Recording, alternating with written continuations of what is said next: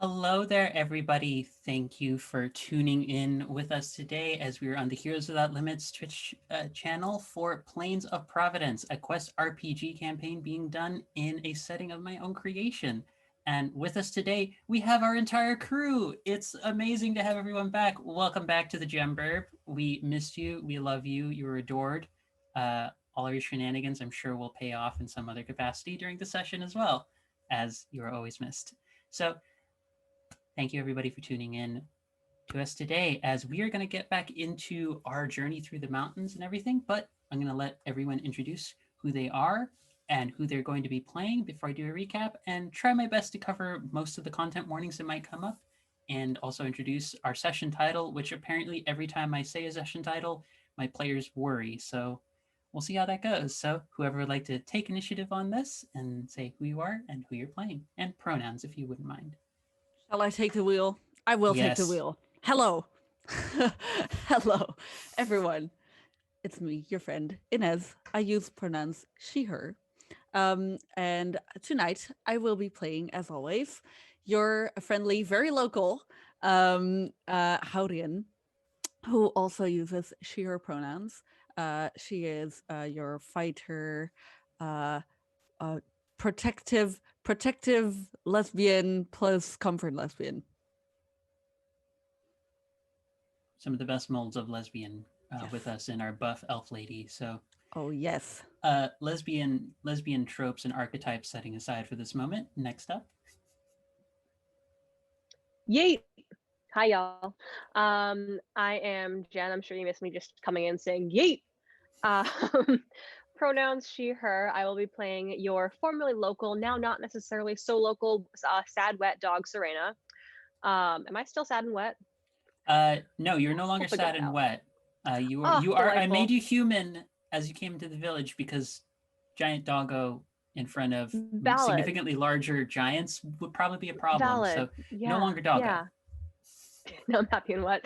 No, that's when I get married. So, anyway. But yeah, that's me. Welcome back, Jen, right? Welcome back. You've been missed. Next up. Okay. Oh, hey everyone, I am Jace. I am playing your lovable loudmouth ranger, Farron, and both our pronouns are they, them. There we go. Simple and clean. Last but not least, Gabrin. I figure I can find the mute button now. Hi, I'm Gabrin. My pronouns are they, them, and I'm playing the invoker Nim, whose pronouns are the same. Fantastic. And as always, I am your guide slash firebird slash essentially curator of ridiculousness for this group, Angela. I am taking on the GM role for Quest and helping facilitate either emotional moments, occasions for pining of the queer variety, which, as we all know, is the best variety, and also very big character growth moments in subtle and/or sudden ways that overwhelm people and leave them wondering what just happened. That's my brand. But so, with that out of the way, I'm going to give sort of a generalized content warning, and that there may be discussions related to death, violence. It's not. It doesn't tend to be the forefront of what happens in these sessions, but in this session, there is a high likelihood that that will come up. Issues around body horror and kind of insect-related descriptions and such, and occasional kind of mild pushing of boundaries in the sense of Nim's character of Nim has now a new passenger who is quite frankly a jerk, and among several different beings who are causing harm to the party in a way that's a little on the pushing edges of boundaries. So I wanted to give a heads up if you have history related to that. Be mindful of your limits with tuning in. And also cold and mountain related issues, specifically threats of stuff like frostbite and hypothermia. So if you have anything related to that, be mindful. This might not be the session for you, as the party is still in the mountains, though thankfully out of the cold for the moment. So that content warning out of the way. Going to give a quick recap before we jump into session 11, Bonds and Burials. So the party started off essentially. I love you, Inez. It's like having a kid listening by a fireside. So the party started off in a place of having found a potential new ally hurt and requiring healing, patched them up, all the while dealing with a familiar manticore threat that had been seen flying above, with exploding them, but in the process of doing so, seemed to have left behind a connection for our poor invoker to now have to deal with for who knows how long. Having done that, the party seemed to made use of their new ally, Elena Quispe, the towering frost giant, her influence and her sense of the area to find their way to safety. That safety being a glamored and hidden terraced village and community amidst the mountains, an entire section within the valley hiding a mountain behind an illusory wall that, once dispelled, revealed a place that probably the best physical descriptions I could give for folks as reference are places like Machu Picchu and other Andean sort of civilizations. Having made their way there, and Howdian seeing quite a lot of individuals familiar to her from her own hometown, proceeded to have a conversation with what turned out to be the 6 clan leaders of the giants, who they discovered had recently moved to the mountains in the hopes of setting aside decades, possibly even centuries long conflicts between the clans, in the hopes of breaking away from the previous understandings of hierarchy and essentially wanting to take a break from the kind of violence that had been encouraged with each other, and that happened between each other for what many of them felt were no real good reasons, as is often the case with war and violence. And as such, through those conversations and some rather brash comments made by one ranger in the party, there was a sense of endearment left. And as a result, the party did manage to win good favor with most of the clan leaders, and were given, after revealing their purpose for being in the mountains, a location to investigate: the Hearth, a recently created burial ground for those giant kin who, in making their way to the mountain range, had not survived. And so, armed with this knowledge, the party has been given has been given a promise of not only receiving a reward should they manage to deal with this task, but also a place to stay for the evening, and for Nim, a possibility of removing the passenger who has decided to stick around with them. And that is where we pick up as we start off with session 11, Bonds and Burials. So, See, it's a scary episode title. I know not what you mean. So the party is being led back to what is essentially a recently constructed home, partially of stone, but well crafted, seemingly design of giant make, and have some beds within the home and some small comforts, furniture and such. And at the door, you see your guide who has been brought over is, I forget if your friend's name was Nilane, correct? Nilane was the one who led you over Oh, for this, and the party has been set up in this home, and you've been given the evening to, should you wish to move about the village and ask more, or simply just rest and retire for the evening, you can. It is up to you, but you know that for the next day, there is the possibility of at least someone trying to guide you roughly towards the paths where the hearth is located. And you also have the opportunity to potentially investigate anything along the way should you choose to do so. But the hearth is your main location for where you know the astral ravagers and the apostles have been rumored to be around. So, my fantastically chaotic party, what would you like to do? um, I guess I would love to catch up with Nilane uh for the rest of the day. I think we have a lot to talk about and a lot to yeah, to just, to catch up on. So I don't know. I'll take a walk with her around town, I think, and let her explain to me different things that I'm seeing, and um, uh, what she's been up to. Let's roll. So, hi. It's good to see you again.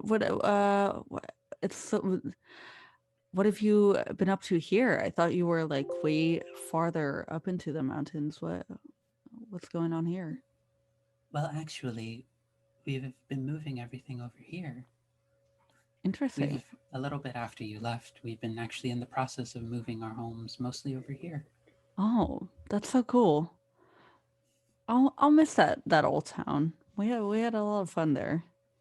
Yes, but um, it is quite nice to be around more of my kin again.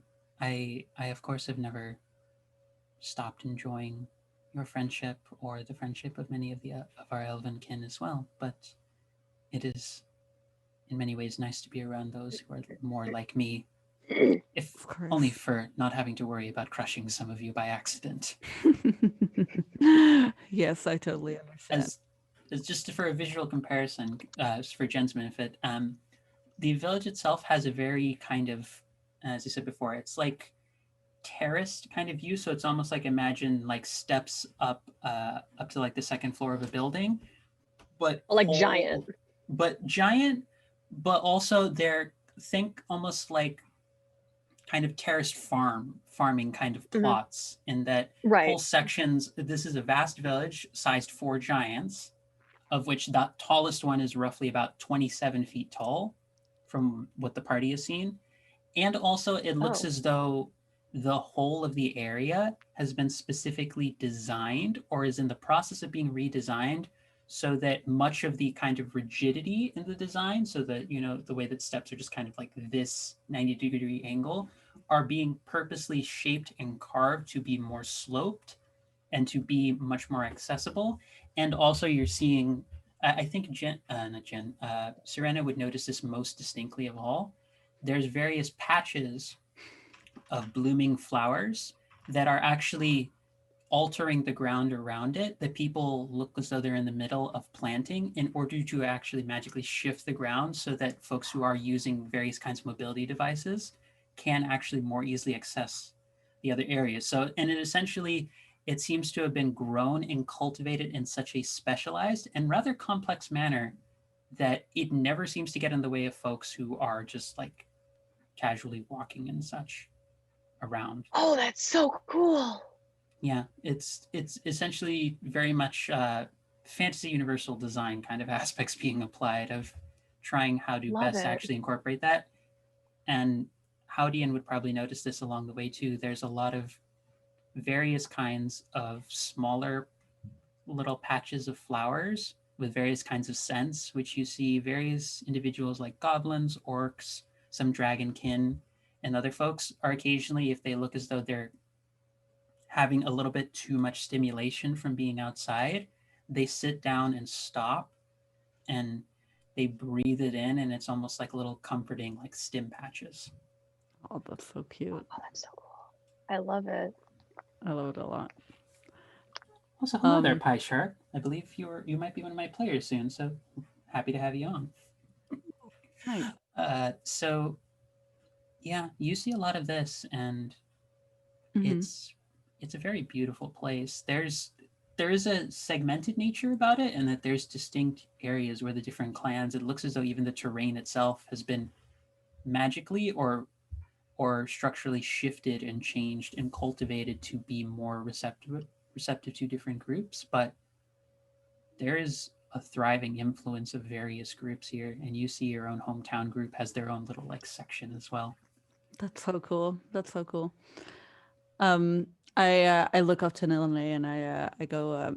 So do you already have a house set up? Well, not as of yet. We're in the process of getting everything fully worked out. It takes a little bit of effort. Analia is the main one in charge, and the name refers to the head of the Stone Giant clans. She's under quite a lot of pressure to accommodate for all the different people who are here, and she and Yalitza tend to be the most stubborn in how they cling to certain ways for how things are done, in contrast to how some of the other clan leaders are. But we're all trying. I Mm, understand that our own groups have not always been the kindest to each other. I can understand how they are the most stubborn. I could tell from the conversation we had. They've they've had reason to be, as I said before. Our clans have not always been the kindest in general to each other, and I imagine Yalitza's particular clan has always had the association of lack of skill, worth, and also stories of they're simply gardeners who know nothing better. And no one has ever given them the time and place to see exactly what that takes to do all of that work. Well, it's good that you're all doing this then. So a little bit of an out of character question. When we came into the room with the fire, or with the giants, with all the giants, of course, do I remember correctly that that Nilane got a kiss from one of the giants? Yes, from the fire giant leader. From Cecilia. Yes.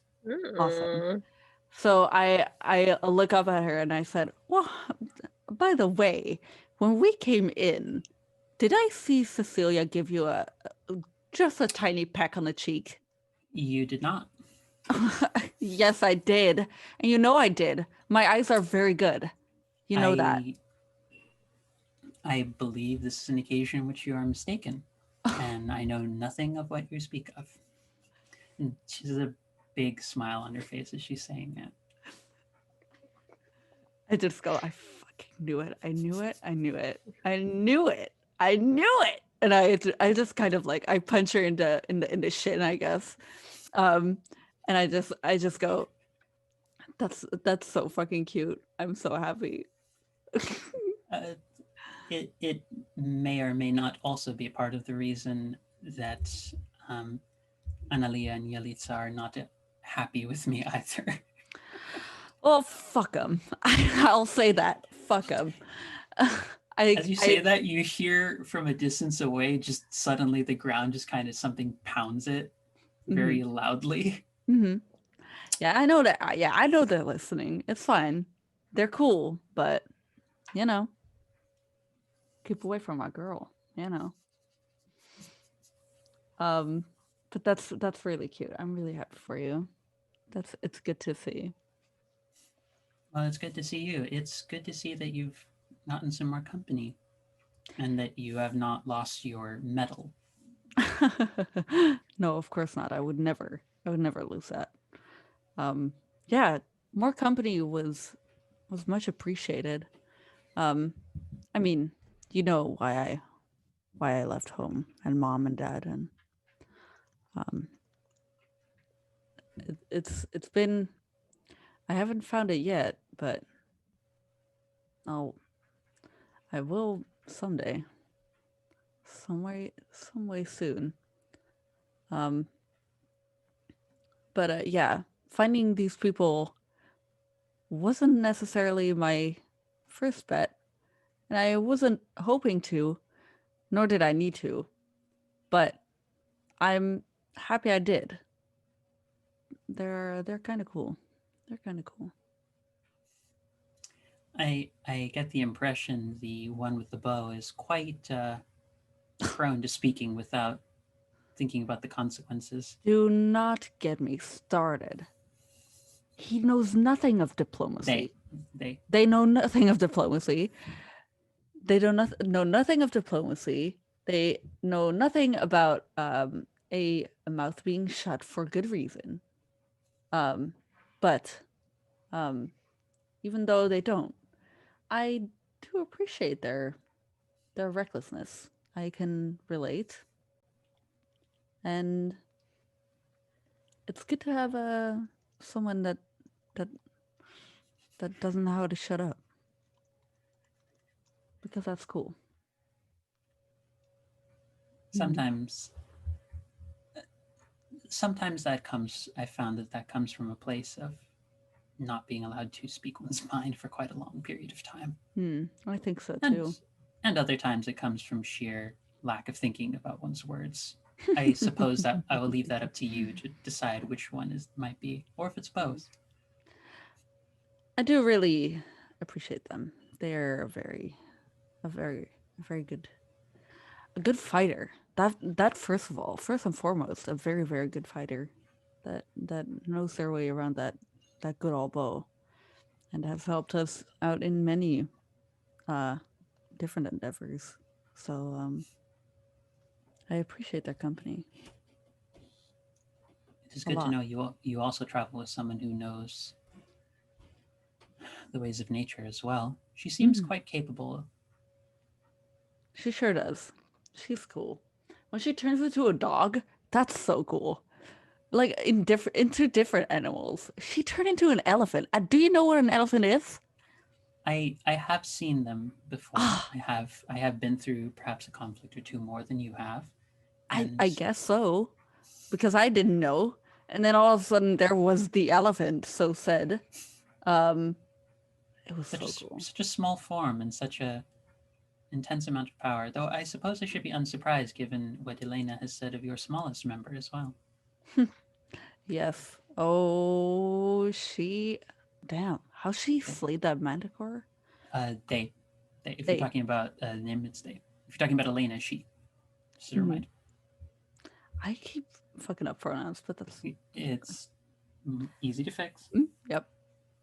They're truly a good fighter as well. Um, and they truly know a way around that hammer. Well, let us hope. It is it's interesting where I've had to step in here and there to maybe um, keep them from the brink of death. But it's worth it, you know? All of them, actually. There have been several times. um, but they they've done the same for me, and I know they would. So I trust these people with my life, I think. I think if your judgment remains as good as it was before you left, I think you'll be fine, and you are in good hands. And I can most assuredly say they are also in good hands. Yes. Yeah. And would you care for some food? I sense some of the clans are working on some things right now. Yes. Oh my goodness. So I forget if Howdian is a meat eater or not. She does eat meat. Yes. So you would get Dr. Horrible joke in the chat. God damn you all. You would see that there are folks. There are like almost kind of like carved, like half circle wooden bowls that are filled with what smells like something is grilling and very delicious. And you see that there are large skewers that some are giant sized and some are of a smaller, like standard humanoid size, of what looks to be grilled meats, bits of like vegetables, especially like kind of peppers, varying from in spice intensity, and potatoes. About from what you can see, just at a glance from one of the like little stalls that folks seem to have set up and are like sharing with one another, there's at minimum 35 different varieties of potatoes just within reach. Nice. And you see that various kinds of them are being used for various kinds of grilling things. And each of the bowls are being handed out to different folks for those who are hungry or interested in them. And there's almost kind of like a spicy peanutty kind of sauce to it, Ooh. as well as you notice that there's also some of the crop varieties that are being cultivated among some of the terraced plot gardens are like legumes and such, and one of them being peanuts to help re-nitrate the earth. So Amazing. there are those available to you should you be interested. Awesome. Are there any of my clan sitting? There or are like there are some. You do see some familiar elven individuals who are there with you, and there is definitely that kind of like howdy kind of like That's- vibe, like big old like coming back after like 10-year reunion kind of vibe. That's so cool. And I go over and I'm like, hey, and I like Hey. give them like the chest bump hug, you know? Like yep. Yeah, and it's a very big like you hear for at least a few different minutes, like just you overhear folks being like, I thought she was dead. No, she can't actually die. It's like, no, that's just a legend they tell about her. It's like, why are all of you like talking like this? She's normal like the rest of us. It's like, we heard she like conquered like 12 different people or something. And it's like, that's just Howdy, and I grew up with her. I used to babysit for her. There's I like hear. that kind of Mm, mix of things where people are just like, we thought she was dead. And it's like, no one's brought back any reports she's even died. Like there's that range of stories being shared, the way that like so people get good. hyped up when someone they haven't seen in a while comes back. That's so awesome. I like hear those things and I don't very much respond to them. I um mostly because I'm impressed that these stories are going around because I wouldn't have expected that. Uh but I just kind of keep quiet and like chatting with my clan and being very nonchalant about it. You would have Nilani like lean down to you closer and say, there may have been a bard that came by as we were moving things and may or may not have embellished a story or two I told him. Hey, you know what? That sounds like a very good idea to me. Um, and then I start chowing down on stuff and having a good time. Um, yeah. Yeah. So that is where we'll leave Howdy and sort of thing. It's just Yes. a very wonderful evening of getting to reconnect with a good friend and also the people of your hometown, who it seems are dead set on trying to move over to this place in the mountains and help support what is beginning to thrive here. What is everyone else doing at this time? Because I'm going to assume when the comments are being made by about everyone else that they're off doing other things or just chilling out in their in their Just little listening new to them base. talk about us. I'm going to go, drink and eat and be merry and just talk to everyone, get an idea of like where I'm at. Someone said food. Nim taking the Howdian role of just like shoving like several like shish kebabs worth of food for the rest of the evening. You're really reminding me of when I used to have Greek family reunions and there were just these big skewers. Yeah, the version for Bolivia, the term would be anticuchos. That's Sorry? basically what I'm anticuchos is essentially what I'm describing. That's actually a legit thing. Like that's a street food you can get over there that they sell often at night from out of little carts.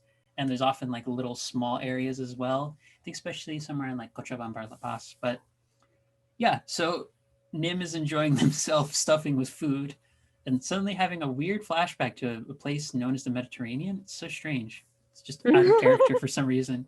Like you see past the void of into the, and you see what appears to be a fourth wall that didn't seem to exist before.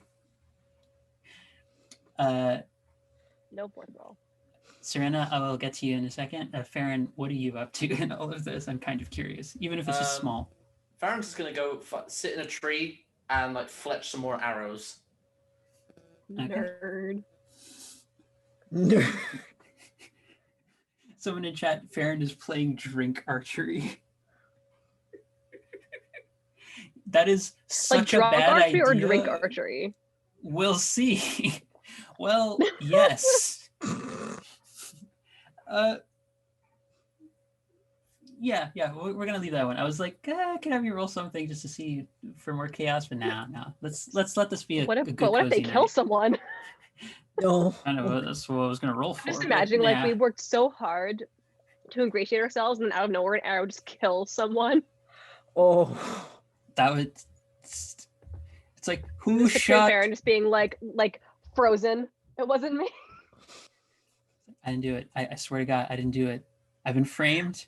I've been told by other people that this. Other people have told me something happened. You've been framed. Damn it, Nova.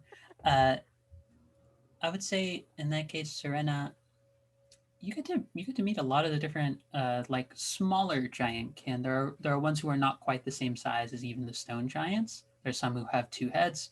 There are some who are just not quite the same level of intimidation as such. And then you also see there are some who are like of half or mixed background. You see there are some kind of vaguely giant humanoid kin, but who have kind of fiendish horns and features to them. Some of them you see have kind of the familiar gobliness kind of pointy ears. Others you see that there are dragonkin ones as well, who are mostly humanoid but have kind of scaly skin, longer tails, and they kind of have sort of the slightly extended snout that's a little bit more lizard-like. But it's a very happy, revelrous kind of night. And I'll say, right as you're all turning in, for you, Serena,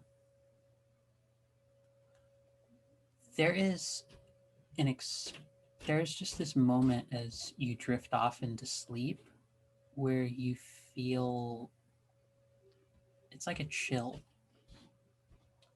It's like this deep, piercing kind of cold that goes down, and Just like draw my mantle around myself a little bit more. And you get the sense you feel almost something connected to the earth, to the ground around you, and you swear you hear the sound of some kind of giant kin cry out in pain. From like outside? you hear it like it's happening in your head, and you feel the pain Okay. for a second, and then and it wakes you up, and like you look, nothing's there. I reach over and I shake Farron. That's it. What? Huh? Get up, we gotta be a hero. I had like 3 hours Um, sleep. Can you not wait till the morning? No, did you hear that? The only thing I've heard is you waking me up. I heard something. I think someone's being hurt right now. Yeah, my sleep schedule. Well, yes. Get up, help me wake them. Something's going on. Look, you'll thank me for this when they laud you as a hero later. Come on, get up. Fine. There we go.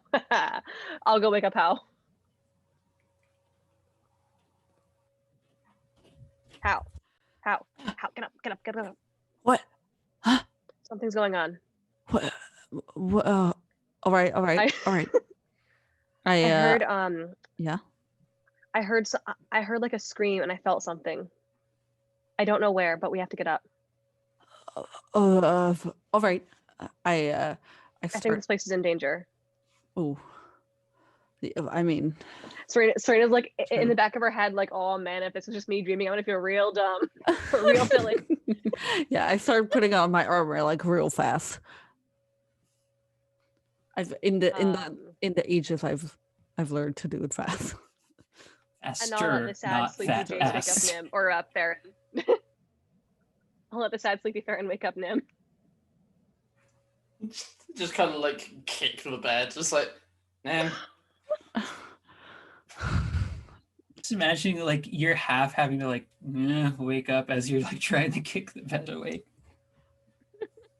I mean, you hear it, Nim. Farron's not necessarily the most subtle person. I mean, Nim is tiny, but they snore very loudly. They could actually be the Disproportionate least snore subtle levels. person. Nim! Nim just Ew, finally said, Nova! wait, what? Just Oh my God. Why? Gross. We're ignoring that chat comment, and I'm gonna overlook my producer saying Yep. things again. Some things. I mean, I'm aware it's true, an but anime staple. Not every anime staple is reproducible, nor should it be reproducible. yeah, like when the nosebleeds, you know, that's not the. I mean, let's not be too hasty. That is a legitimate thing. I'm just kidding. Okay, so Okay. you're all awake. You're all able to get up. Nim's just But- getting And up Serena and looks being off like, her what rocker. did I do this time? Is this one of those crappy dreams? Nothing, you're fine. No, Serena No, I heard think- something and decided to wake us all up, even though it's probably nothing. Oh, you're fine. Okay, Look, so I think this place is in danger. you're not all figments of the voice in my head, right? I'm course not. actually The awake. who in your what? The who in your what? Okay, wait, never mind. The voice in her head. She's been talking okay, about this There. a lot, Hey. but they've been talking about this a lot, but I don't know. Okay. Farron, will you come with me to do a perimeter sweep,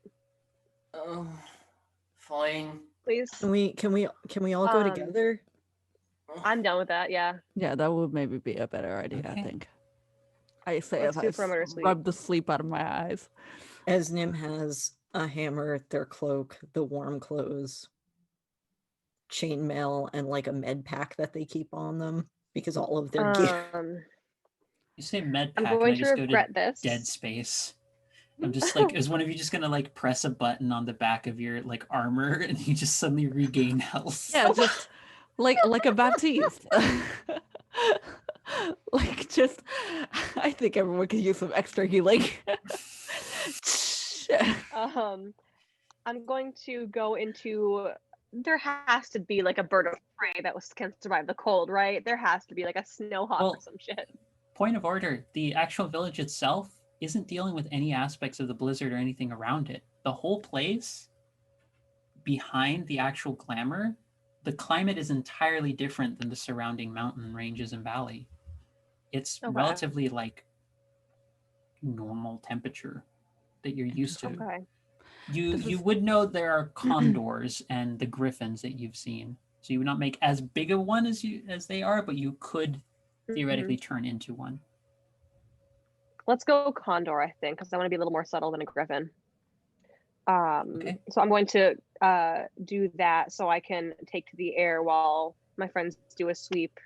I'll burn my 3 AP to be able to have more hit points, do more damage, and also talk to my friends while I am flying around. Amazing. Also, Farron, you I still will have take the off. jacket that protects you against Ravagers, and we don't necessarily want to kill them from what Serena said. Yeah. Before I shapeshift, I will toss the mantle at the three of you. Y'all can fight over it. I don't think I can wear a mantle as a bird. I don't remember what it actually does. It protects you from. Post it all in the kinds of- chat. It should be pinned. If it's not, I will go pin it It's in our in the chat, Discord. yeah. Oh wait, yes. Okay. It's in the Okay. chat. But yeah, if you all want to roll d20 to see what you find, you can Sure. see what happens. This is, by the way, the first Please. time Watch it be nothing, and Serena looks just real silly. True. It's the first time you've seen Sorry, like y'all. Hal with a top knot in because she's been sleeping. Ooh. Oh. Well, that's a 2. Okay, I have 14. Oh. Not a 1, but it's a 2. Farron. Natural 20. Oh, Wow. thank God. Thank God indeed, because I rolled 9. Yeah, I rolled Okay. a 14, so not bad. Okay. So I was treating this as essentially a group check. So with a natural 20, you're fine. So here's what will happen to reflect what goes down for Serena. So, Serena, as you go about, do you leave the area of the village? Yeah. As you're poking through the glamored section of the mountains, you do go back out into the cold, and there is a sudden upsweep, and the blizzard is still going up. You No. basically start doing a barrel roll repeatedly as the wind overtakes you, and you crash into the ground. You're gonna take 2 damage. Y'all just And hear like in your heads, shit, shit, shit, shit, ow! Howdian, I will give you a choice. Ooh. Because of your 9. Do you want to know? Do you want something related to the area around you to change, or do you want a new threat to emerge? Girl. Oh,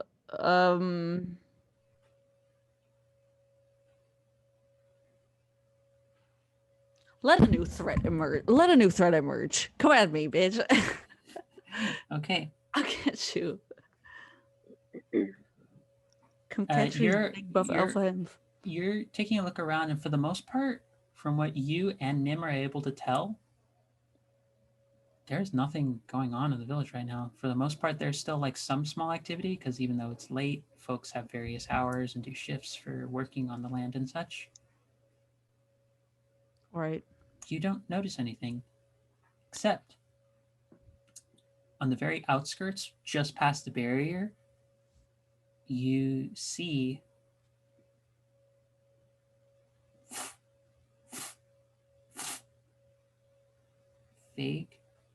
vaguely out in the distance, you see through the blizzard and cold, bat wings, the lion body, and the scorpion tail of the bigger manticore.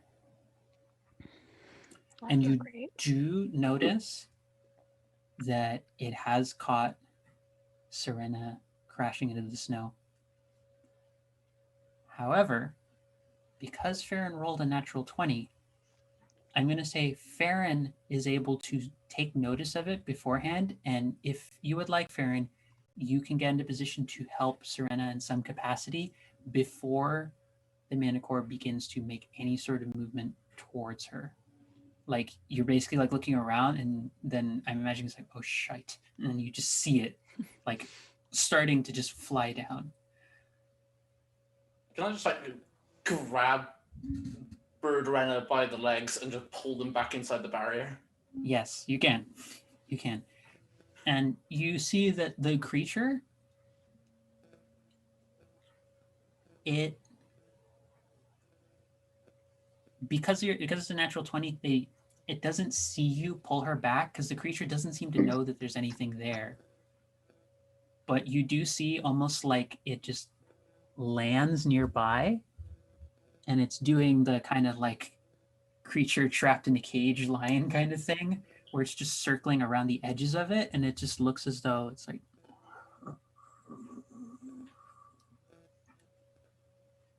it looks as You though just hear in your it's head, like thanks. it looks as though it like is curious about it, but it doesn't do anything.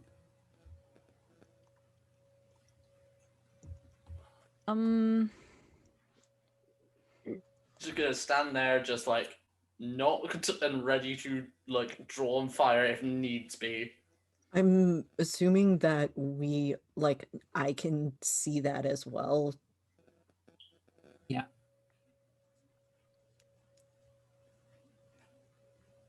Just like yell, something's happening. I don't know what, but something's happening. Do we know where the hearth is?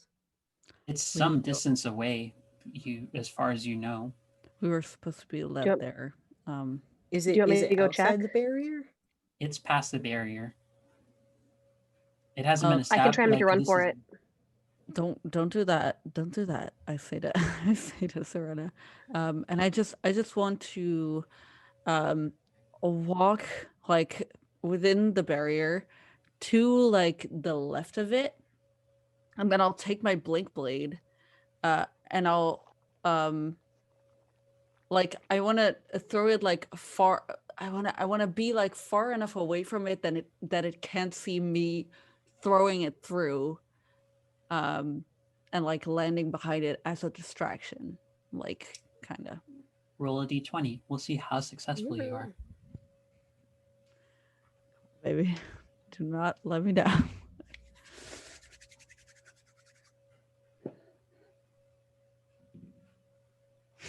Five. Okay. That's still a tough choice, or is that a failure? No, you needed a think 6 that's for a a failure. tough choice. That's a failure. Oh, The blade lands, but you put too much force into it, and two things happen. One, the blade lands lodged into a nearby tree,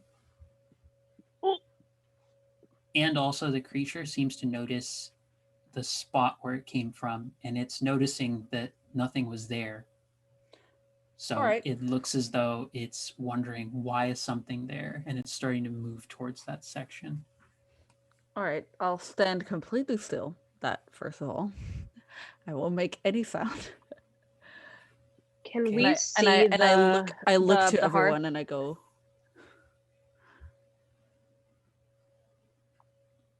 Okay. Can we see the hearth? No, you have no, again, you have no idea where the hearth is. You have not been led Okay, there. right. Right now, this is just the outer That's right. boundaries of Right. the glamour. Essentially, think of it like an illusory wall where past it, you can see the blizzard and everything is raging, but on your side, it's clear. But the creature, it's almost like, think Infinity War, like the Wakanda barrier. Think of it like as a reference like that, where Okay. like the moment if the creature like puts its claw through where it thinks things end, it's gonna know something. It'll be like, oh it's- shit. Okay. Yeah. So Okay. that's I'm gonna, what like, you dig all know is myself. at stake. Fuck. I'm gonna like dig myself into the snow to make myself like as inconspicuous as possible, hoping to get a sneak on it if it comes through. We need to kill this thing fast then. It's your I it's your can call. distract Howdy it if you guys want to strike. I'm going to ask it. I'm going to ask you right now, all of you. Howdian has already suggested just stay quiet. But what do the rest of you do? I'm just holding the shot. gonna- It's like I will fire if it does try to come through. You may But- fire when ready. Yeah, I'm gonna Uh, get my hammer and stand. Same. I'm gonna like nearby. burrow into the snow and get ready to like launch out and stab it with, I don't know, claws, talons. You could probably Sounds- get some air and then go after it. Yeah. Mhm. Okay. My current thought is, and the nice thing is we can communicate telepathically now because my naturalistic stuff is awesome. If it comes through, I'll distract it. I'll get up onto it and keep it distracted above itself, and you guys can go in from the bottom. We need to stop it from flying. So I will try and ground it from the air. I will distract it, flying around its head, pecking on its eyes, whatever I gotta do. And in the Okay. meantime, you guys will come in from the bottom. How long do you wait before you do anything? I mean, if it Um, doesn't come through, Until I say to everyone, like, if it doesn't come through, we don't do anything. right, the second it breaks the barrier, I'm out. Okay. 5 seconds pass. 10 seconds pass. 30 seconds pass. And you hear another voice. Passing. You hear another voice nearby. What are you doing, you beast? Who the fuck? It's a tone you've heard from the apostles before. Let us be off. There's nothing here. In the mind link, I'm like, we should follow them. I don't think we should. No, but we don't don't know think we where we're should. going. Or it's useless to take control of you. Pathetic beasts. To finish our work on the rest of you. And you see hooded and cloaked, the hand humanoid-ish, but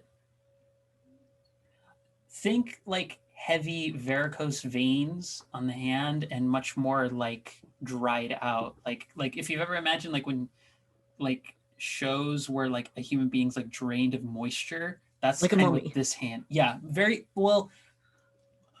Yeah, kind of like very much like that, but the skin still looks kind of. Yeah. It's veiny. Mhm. Like it looks like it's the thinness and emaciatedness of like something that's like very dried out, but it's still very veiny, and even through all the wind and everything, it's pinkish. And you see like there's almost like a glove of tar beginning to form around the hand again. And it looks like it's just raising its hand up and like almost like snapping like to calling something to heal with the tar hand it summons for the creature. And they start moving away.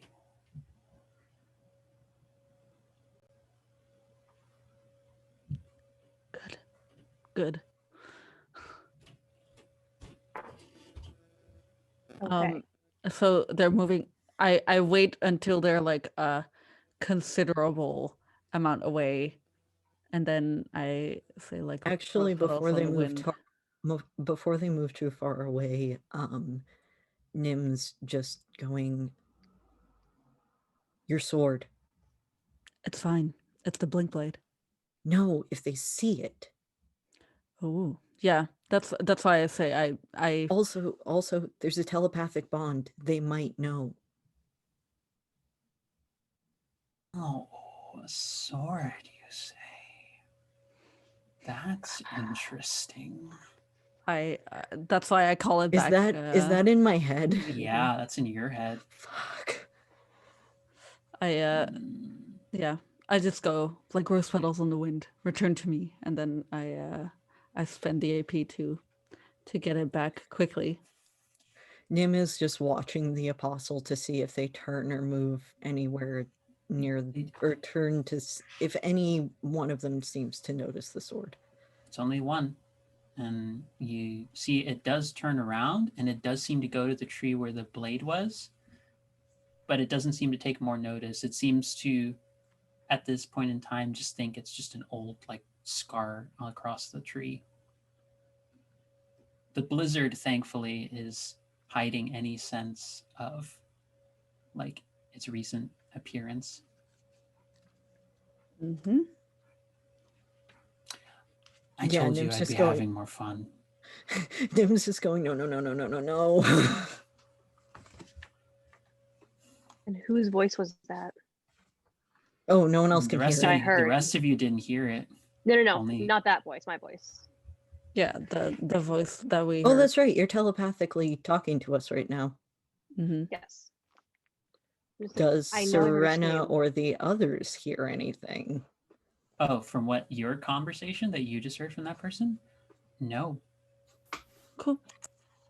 It's just Nim. Nim has Like- various voices in their head, which is from my It understanding, happens. not that different from the norm for Nim. If I have that one right. I forget if you've mentioned that before. Not completely. They were more referencing that they have a couple of voices that are just consistently going in the background in their head, but it's not Nothing like something they that. have it's not something they have a full conversation with. It's just kind of background noise Yeah. as opposed to someone is actively talking to you right now. But yeah, This is different. yeah, that scene ends. They don't seem to have any sense of what's here, although very much a close call. Good. I know I heard something. We have to figure out what that was. What did you hear specifically? Other than yourself Us- hitting the deck. A scream. I heard a scream. Was it a beast that screamed out? Was it what was it? No, it sounded like one of the giants? Question mark, right? Yeah, it Right. at least sounded humanoid. Were they cheering your swan dive? No, that was a mess. No, but I know I heard something. Should Hmm. we tell someone? Maybe do we want to check and make sure everyone's okay? That would be a very good idea. I Well, start to you get just don't- worried. They don't trust us really, right? Well, some of them don't really trust us, or at least they don't really like us. That's for sure. You know you can just say me. We all know it. What? No, They kind of didn't it- like all of us, if they don't I like you, mean- they don't like us. Yeah. with the exception of Haurian's friend. Yeah, she Wait. thinks you're all very cool. We could tell Ninani. We sure could. Okay. Your call. Yeah, Let's do it. I'll lead you all over to her house. I know. Yeah, Is you- it like a late? Is it like nighttime? Yes, Yes. yes. We're talking like 3 a.m. kind of like Mhm. time, which I Sure. get for some of us is our normal like when we actually fall asleep. But like Jeez. by typical functioning vague humanoid standards, whatever that Mhm. is, it's late. We'll just say at the very least it's late. Mm. It's very late. All right. Nim's just being like, should I talk to Lydia? No, maybe not. Lydia was Um, arguing with my head before. What- Also, what was that? This is all out loud to the rest of the group, not Yeah. talking. Yeah. So I go like, what was that? What was that name?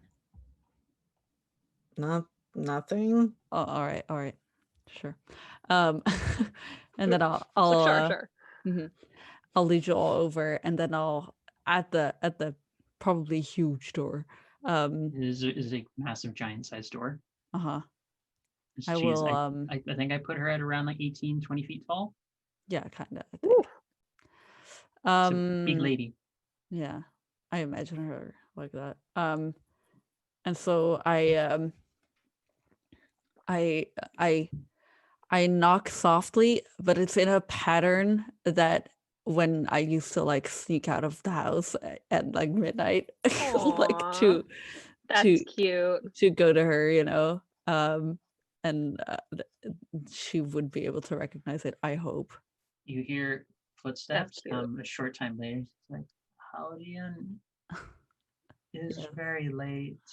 Yes, I know. I know. Oh, trust me, we're very well aware. Hmm. I'm so sorry. I'm sure. But there's something going on.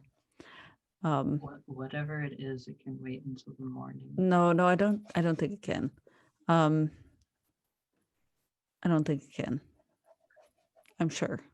I don't think it can. Then be quick about it. I'm very tired. Mm-hmm.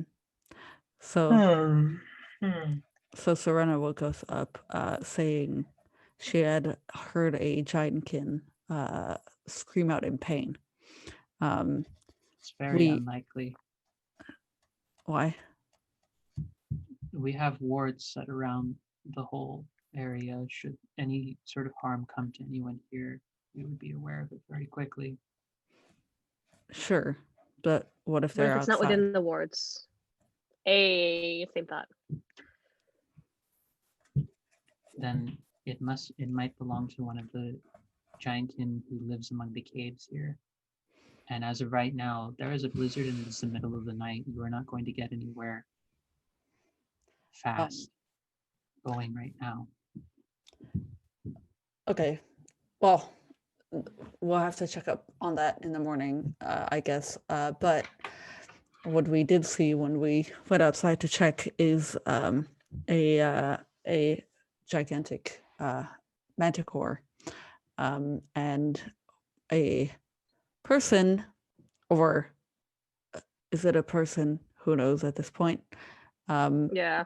That that commanded it, who we know have been tormenting us previously.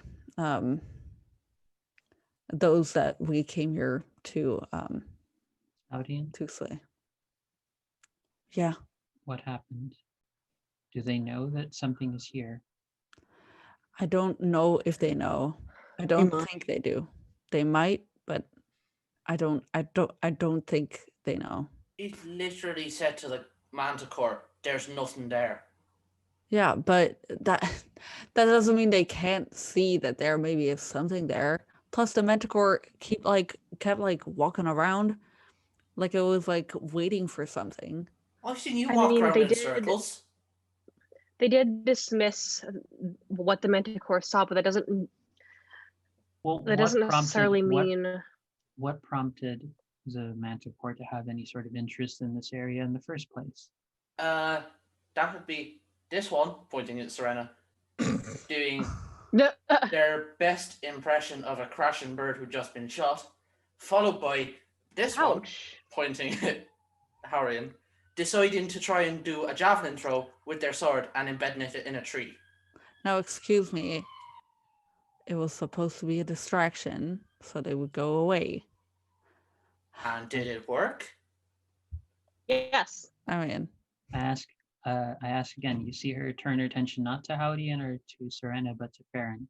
Do they have a? She turns to Farron. Do they have a sense something is here, based off your best guess? Manticore, probably. The nightmare creature controlling it, probably not. Then I think if the creature is controlling it, the creature will not. If that being is controlling the manticore, then the manticore will not go forward. here's the thing. This encounter has told us that they are here already. And that we need to hurry. Then sleep and rest, and do not try and risk the safety of the village. The thing in my head may have told them. What? I'm sorry, come the fuck again?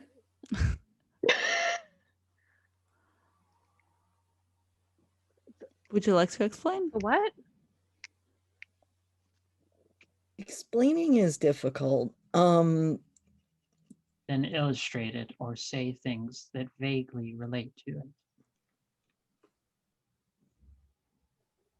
When we killed the other manticore, something else was controlling it. It wasn't working on its own will. I don't know if that's the same thing as the Ravagers looking at Serena, but it might be. When I cast the spell, it's very helpful. But there's a drawback that can happen if sometimes. What's the drawback? Something from that person could follow you in your head. In your head. And the thing that was Right. controlling the manticore was the exact same voice we heard at the temple from the thing that was trying to crawl out of the rift. Ah, so you have an eldritch being in your brain. That's cool. That's awesome. That's great. That's good to hear. I mean, I didn't see what you see? I don't Because know. if it can see what you see, then they already know.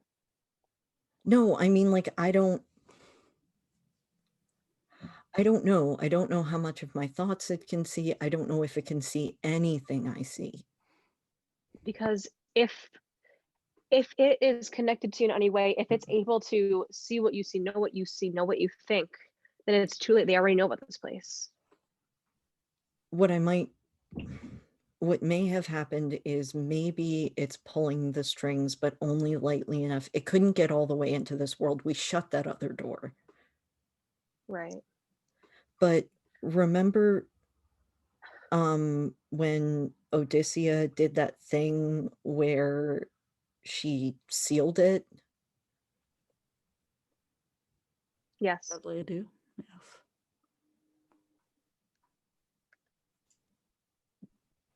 The spell that Kind I of the same cast on thing. the spell that I cast on the being in the temple, I could hold it, but I couldn't capture it. I tried to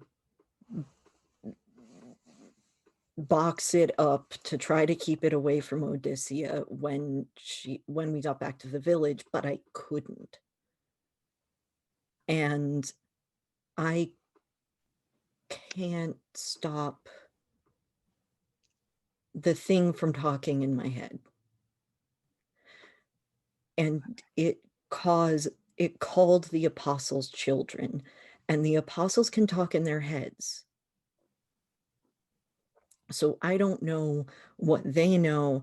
I don't know if the manticore knows something, but the apostle doesn't. I wonder if the apostle was just playing at ignorance to come back with a larger force later. I'm sorry. Hold on. Before we get to any of that, how are we supposed to trust you anymore?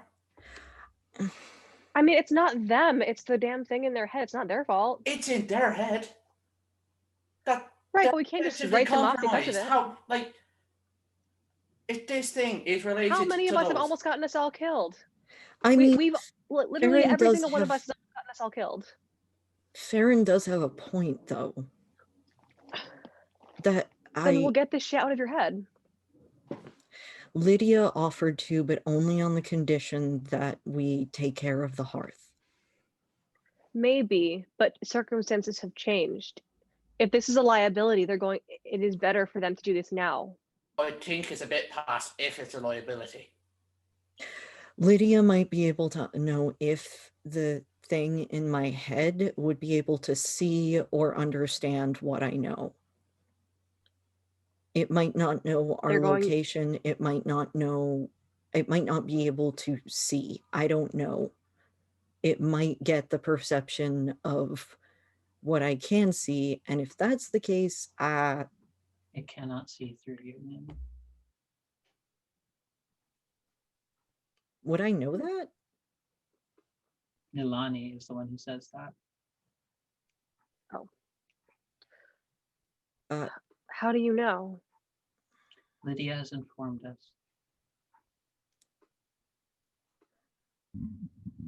We are leaving you to Is deal it privy with to their thoughts? No. Nothing beyond. From what Lydia's best estimation of what this could be and why we are leaving it to you to handle, so as to prove that you do not mean any ill intent. It is because this thing, if Lydia is correct, is best to be contained, and if it were to become necessary to contain it, it would only require dealing with Nim, and none of us wants to make use of that option. We think it's much easier if you break it at the source. But we also have to watch out for our own and the stability of this place as well. So we are placing our trust in you to help deal with this. Because,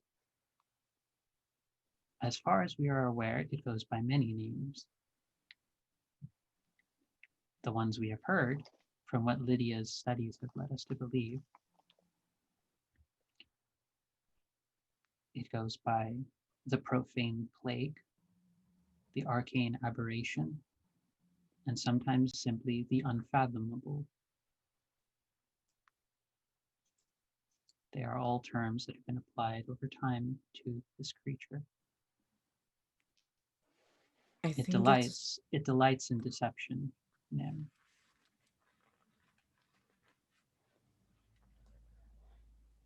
Notice how much panic and anxiety and stress it has already caused the four of you in one evening.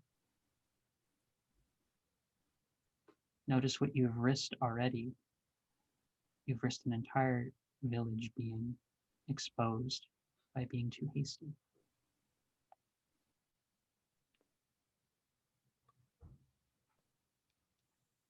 Could this thing plant an illusion or an We do not auditory know. illusion? We do not know. It is Lydia's best guess.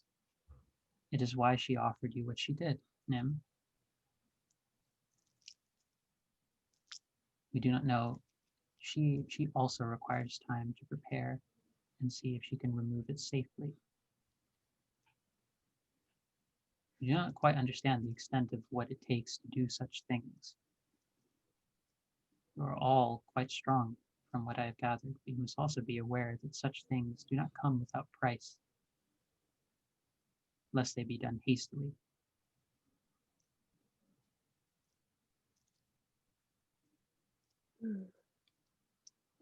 Thank a you. lot of what I can do comes with a price. And that is not something that we wish to continue. We do not know our ways, small one. We do not know how much blood has been spilled for unnecessary conflicts and for unnecessary losses people believed were necessary at the time. We wish to spare you this,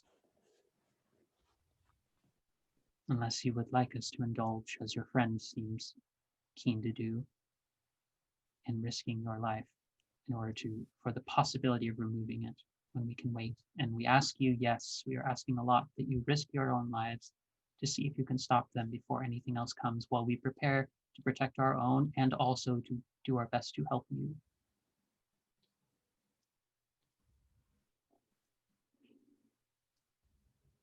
We do not ask you this lightly.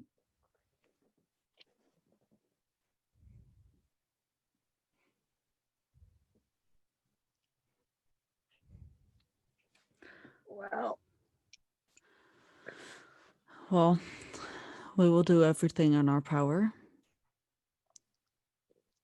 Our very, very best. As that is all we can do. Thank you, Nelene. I'm sorry for waking you.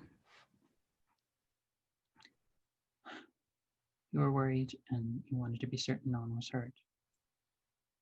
Sometimes you cannot help when you would like. And the most difficult thing we are asked to indulge in is patience. You know I never had that. What? That's a flaw. I'm not patient. That's written down as one of my flaws. I'm asking this not in character, but as your GM. Does Farron have something that they want to say? They are very much bottling everything up right now. Okay. All right. Because this to Farron it's less an issue of like safety, it's more an issue of trust. Hmm.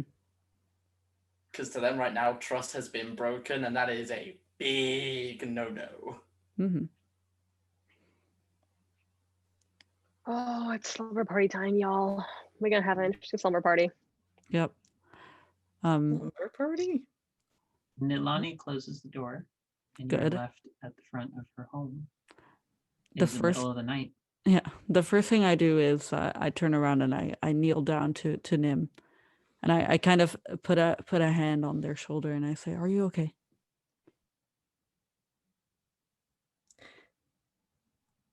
I mean, never, but if I said yes, would you believe me? No. No. Absolutely not. Would you like a hug? No, I'm all right. Okay. We should go back to our room and figure out what to do. I think that's a very good idea. Because something happened. I know something happened. Mm-hmm. I just don't know what. Mm-hmm. I believe you.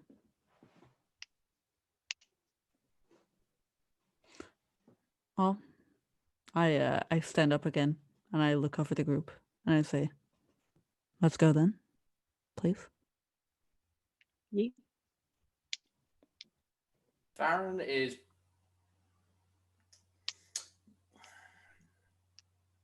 not in a sulk or a strop. It's kind of like clearly does not want to be around people right now. Just Oh, it's a brood. decides to just F off and go and find a tree to sit in. I thought we were supposed to stay together. Yeah. It's just like, As long as if it's inside the barrier, it's fine. Farron hears that, he just like they just look back and it is just a baleful glower. I mean fair. Out of character. I mean fair. Yes, Farron. Mm-hmm. Damn it. There it is. There it is. I'm just imagining, for whatever reason, or the first thing that came to mind to me is the look is equivalent to like the Fight Club moment of like, do not fuck with us. It's just basically that Yeah. expression of just do not try me right now. I still have a bow. Mm-hmm. It's like big words for someone in shooting range. Words for someone No. in Deadeye range. Oh my goodness. I mean, like I said, that's why I said out of character. Nim doesn't know what to say. Mm-hmm. The evening Yeah. passes. If no one else has anything they try and do for the rest of the evening. The evening Nim passes. just before they go to bed are just kind of like, okay, have fun with my dreams, jackass. I'm enjoying myself. I hope you are.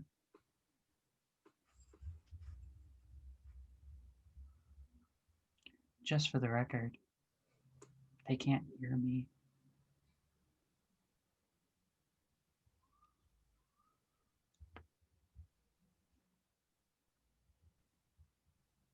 His voice just goes quiet.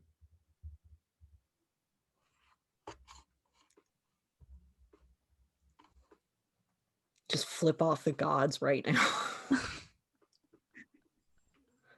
It's not their fault, but It's like, I hate everything. I hate all of this. This all sucks.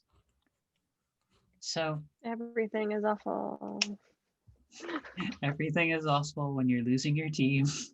Oh my god. Yeah. everything is awful. Yeah. The next morning comes, and I'm going to change that. The next morning arrives, and you come to a point both of you. It's both of your expressions at the same time making that face is what makes me stop. If it were one of you, it would be fine, but it's two of you doing it. We're just two alike. We are. You really are. But the next morning Secret half arrives. sibling that I didn't know about. You know what? We'll see.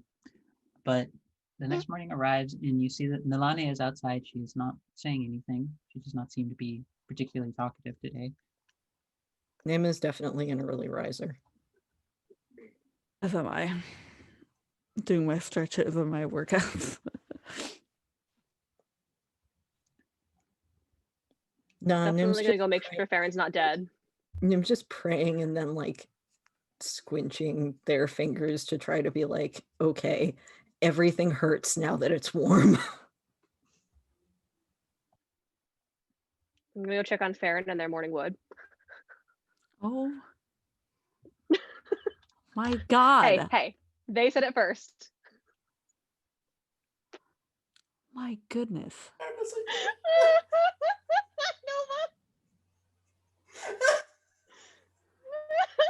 I can't read the chat right now because if I put my phone near this, it messes up my microphone. So I'm avoiding whatever is happening in chat right now. We're just turning over a new leaf. We're Do you want me to bring back the dragon? Do we need to go to that level to like? hey, No, Jace, no. do you think we can advance our skill tree? Oh my God. Stop it. Stop You know it. what? We're just. I was gonna call a break just to give room to process that intense exchange that happened. I'm just gonna give a break. I'm just gonna say, yeah, just we're gonna take a break right now if that's all right with our producer. My goodness. Just to give me a moment to recover from this. From this. All of it. And I'll say we're leaving off for right now before break. As Nilani begins to march you to the edge of the barrier and begin leading you in the direction that she believes is the best path to head to where the hearth is located. And we'll direct you to the two main paths along the way that can lead there, and I will let the group decide which path they want to take. She'll say that one of them is more direct, but has a lot more environmental risks given the blizzard and ongoing cold issues, and the other one has a variety of caves along the way for which there may be things to explore in them, or there may be other things that are present in the caves. So I'll leave that up to you to decide, as we're going to take our break right here, and I'm going to rethink my life decisions in regards to who I have for my games in the future. We'll see you all in about 10 minutes. So take care, everybody. See y'all later.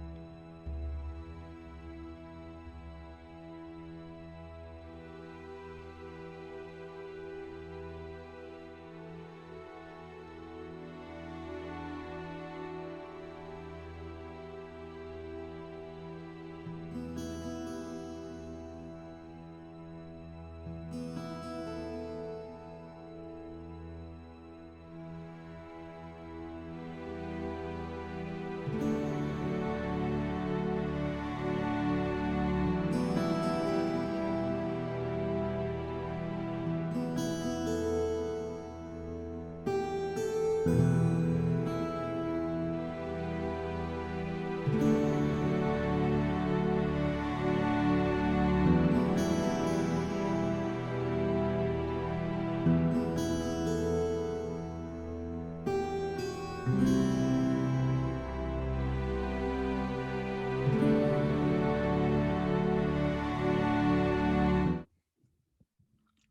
there, everybody. Welcome back to what is happily known as our Chaos crew here over on Heroes Without Limits for the Plains of Providence Quest RPG adventure.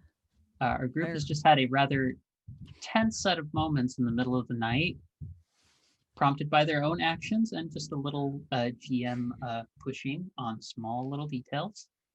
And now we start up in the journey to see if they can make their way to the Hearth, a still in the middle of being constructed burial ground for fallen giantkin.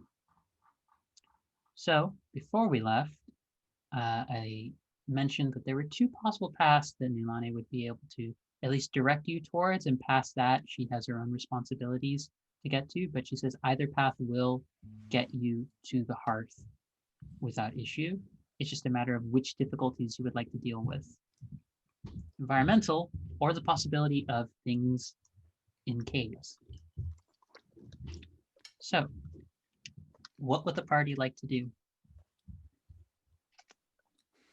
This is actually a hard one, y'all, because on one hand, caves are fun to poke around, and on the other hand, like they're dangerous, but we're also not great at getting across cold terrain safely. I don't know. I kind of vote caves. I kind of do too. If we don't have to deal with the cold that way, then Jace is being horrible on Maine. Yes, of course. You know, it happens. It does come up every now and then. Sometimes. But I'm kind of into caves. I don't know about y'all. My brain still says environment, mostly because I don't want to have to fight a thing, but that's just me. Herb shrugs. Looks at Nim. Caves. Oh my god. Oh my god. Did you Okay, cast Frost? Because it was cold, man. It was cold. No, actually, it would be burn because sick burn. Yeah. Damn. Burn, because literal No. burn. Farron, are you saying that because you agree with us or because you don't trust them? Yes. You know, It's a valid answer. Yeah. I mean, I personally just think that the caves are going to be easier to get through because it'll at least give us the possibility of safe rest. Oh, you mean also not especially being in given a the last blizzard? time especially the last time we braved the elements. Okay. Sorry, I was saying mostly the other ones because we had to deal with a dragon and a manticore last time we hit caves. But the dragon liked us. Didn't hate us, forgave us.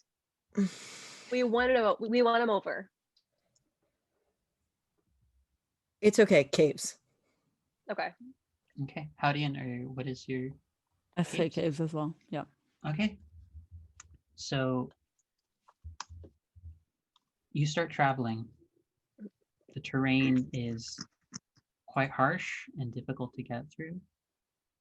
And it is a piercing, bitter cold once again. You're having like sleet and slush hitting across your faces, any parts that aren't covered up fully right now. And it's not a fun time, especially for any of the folks wearing armor. It's particularly like arduous and difficult. But you do manage to get across some of the paths, and you do see that there is quite a massive cave, and it looks as though there are a few animal bones on the outside of it. Looks as though recently left behind.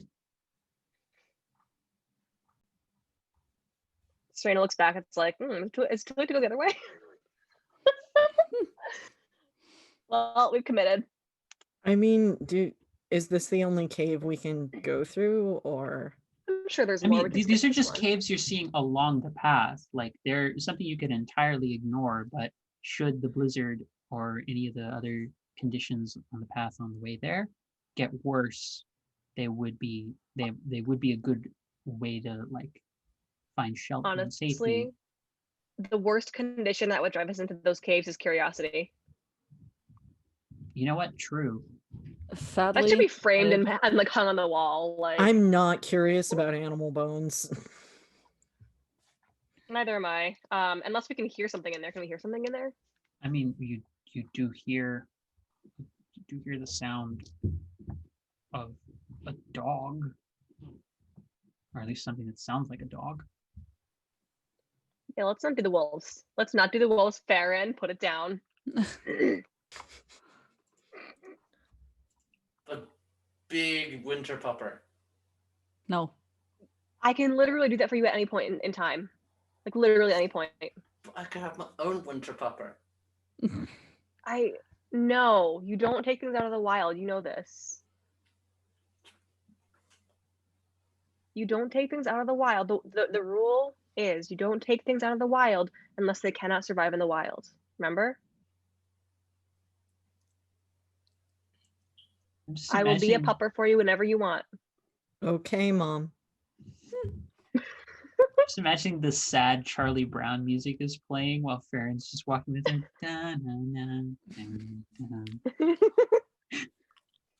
Like for whatever reason, the whole color of the world just goes slightly black and white, and it just the camera zooms in on Farron and it's just like moping and like kicking the snow on the ground.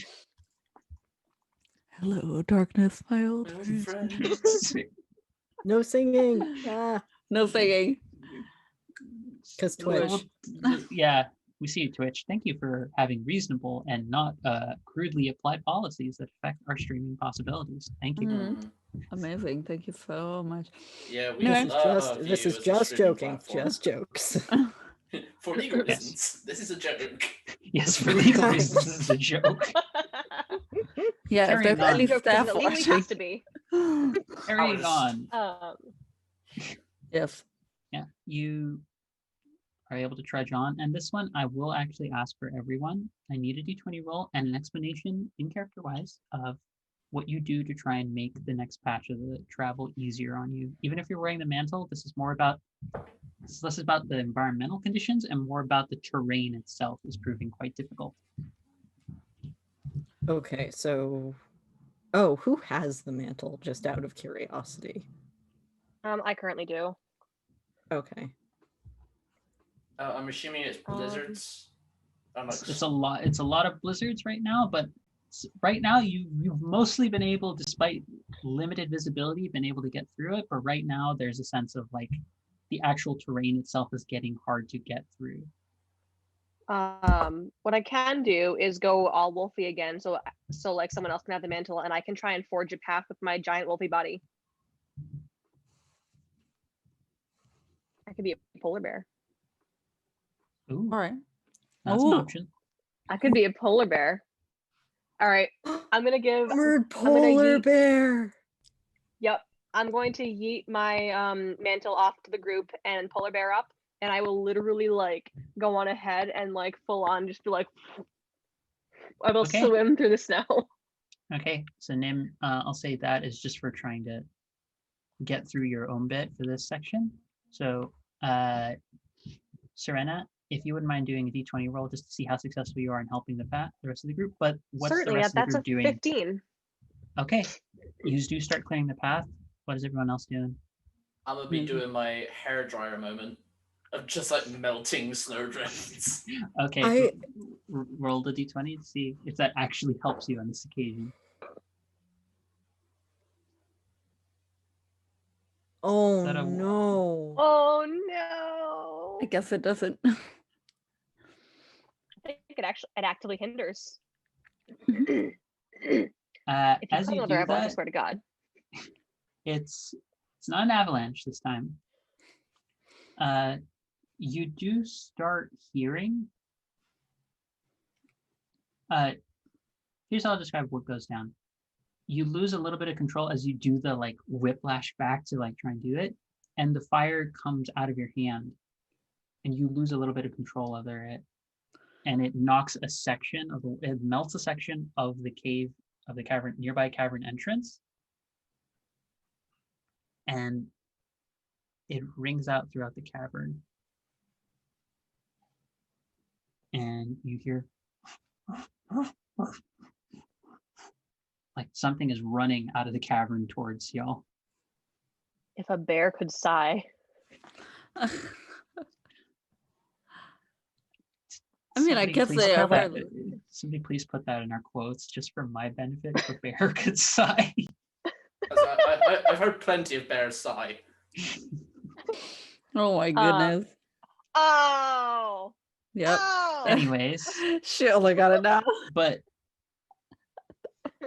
yeah. I will like position myself like Big Bear in front of the cave. Yeah. You do see a few. Thank you, Nova. I appreciate that you have the ability to cancel the show anytime. That does not prompt any concern on my end. Anyways, you do see there's actually a trio of wolves running out of the cavern. Amazing. I'll get next to Serena and do like the same thing we did while scaring off the first time we did the wolves, you know. Do they appear hostile? They look scared. Like they're running from something. Oh. Oh. Can I see if I can hear or see what they're running from? You watch as after them, kind of shambling a little bit, and you hadn't fully taken the scope of it at this point, but the peak of the cavern entrance is about 12, 14 feet tall, and the width is quite substantial. It's at least 2 or 3 people's width. And you start seeing like a humanoid figure start coming out of the cave. It looks vaguely giantkin, but its whole body looks as though it has a permanent layer of frost on it. Oh boy. Cool. Ah. So you just hear me go, "Oh, excuse me, can we help you maybe?"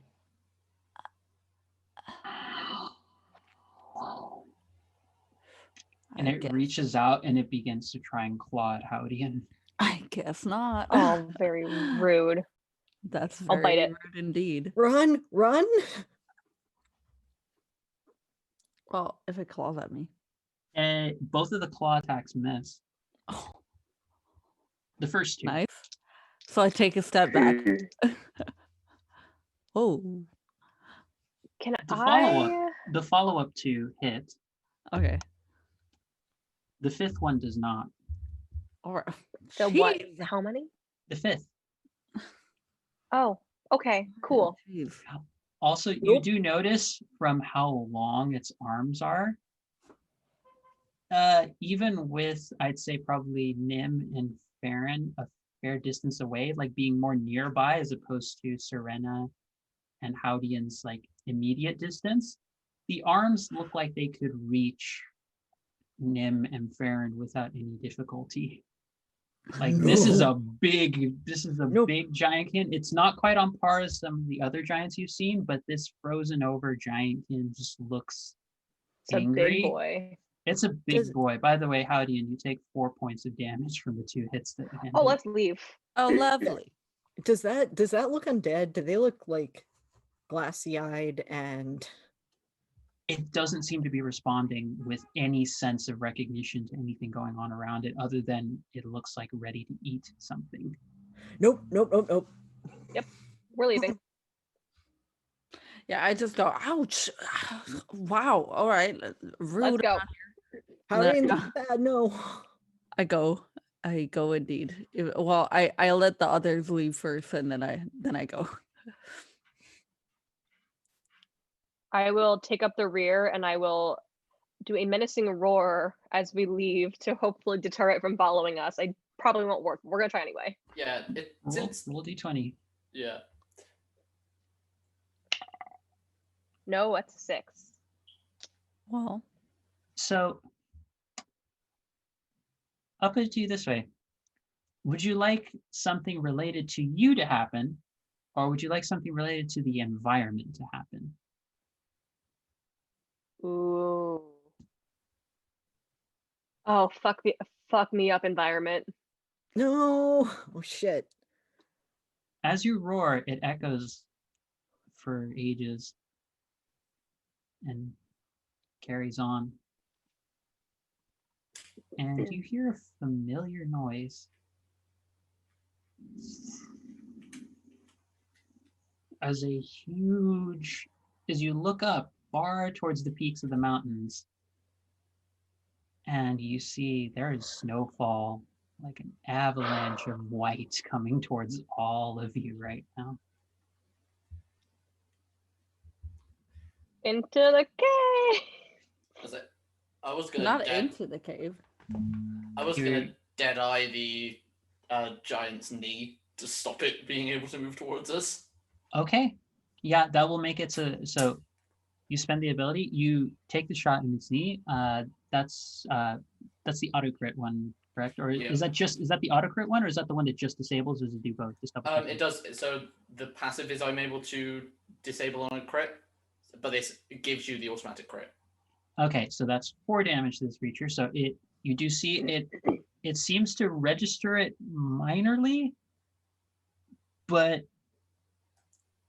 it doesn't seem to like say anything. The creature seems as though there's an element of life to it, but not much remaining.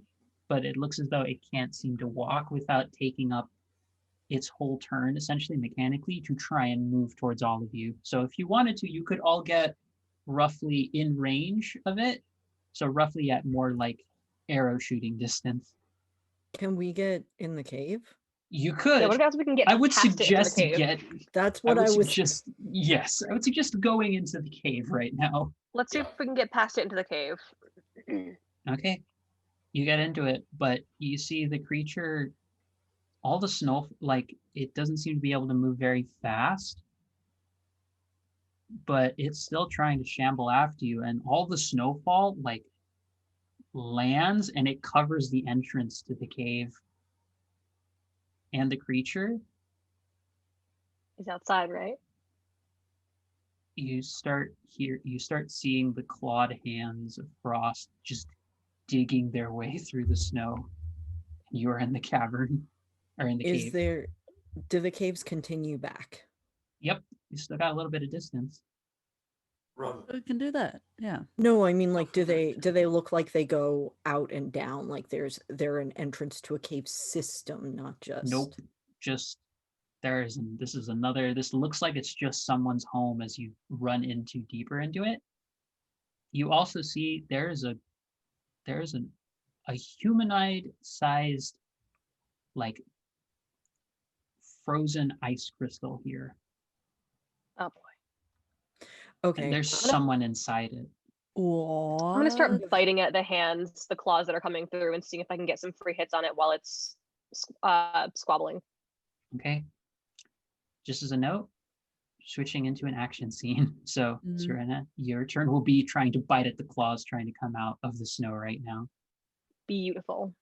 So make your roll to make that attack. What is everyone else doing? Because right now the creature is just straight up just trying to do one of these. While you can I just see. declare a crit. Oh. All right. By the way, before I forget, That's because I almost forgot about it has this feature. Farron, your arrow seemed to disable its movement.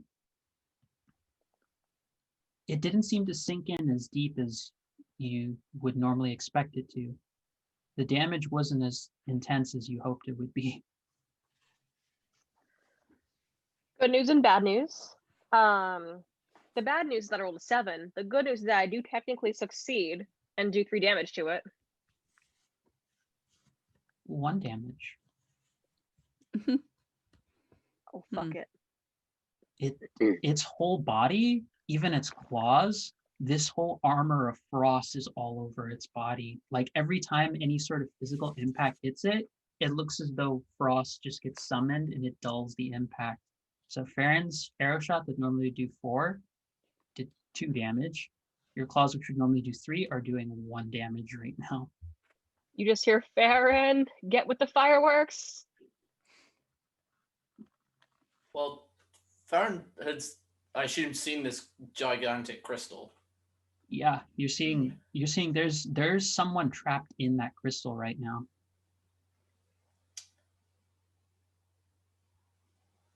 Burn time. Okay. That will be what Farron is doing. You will let me know in a second what is going to be your burn target. Howdy and Nim, what are you doing? Because you're this undead frozen giantkin is still there and is just trying to claw through the snow towards your party members.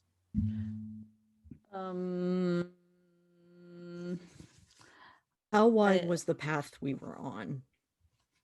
I mean, right And now, what maybe the like path outside the cave is. probably like 8-10 feet right now in terms of 8, like 10 the entrance to the cave. It's like about 2 or 3 people's width is more probably the better like reference I can give you. It's big And- enough so that the giant king can get through, obviously, but it's taking up most of the entrance right now.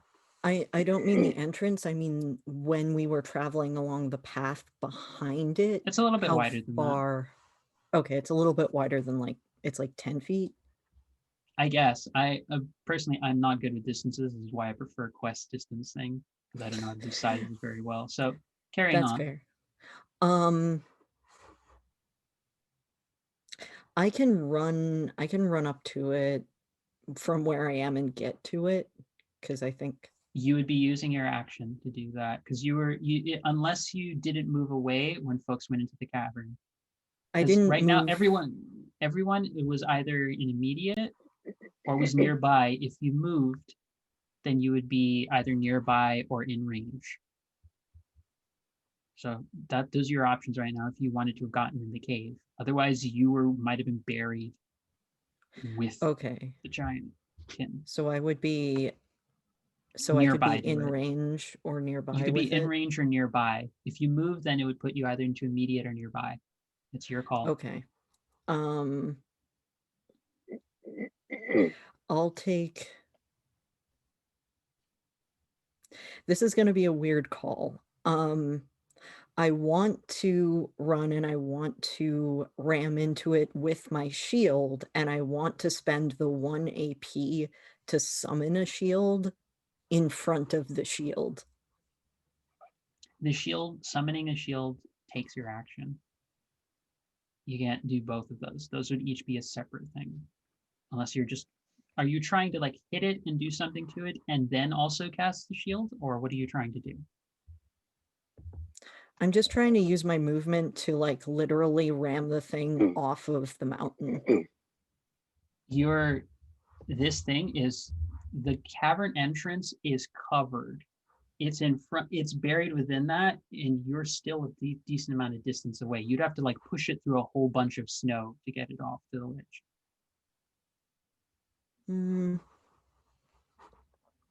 Okay, How, if you have something, go ahead.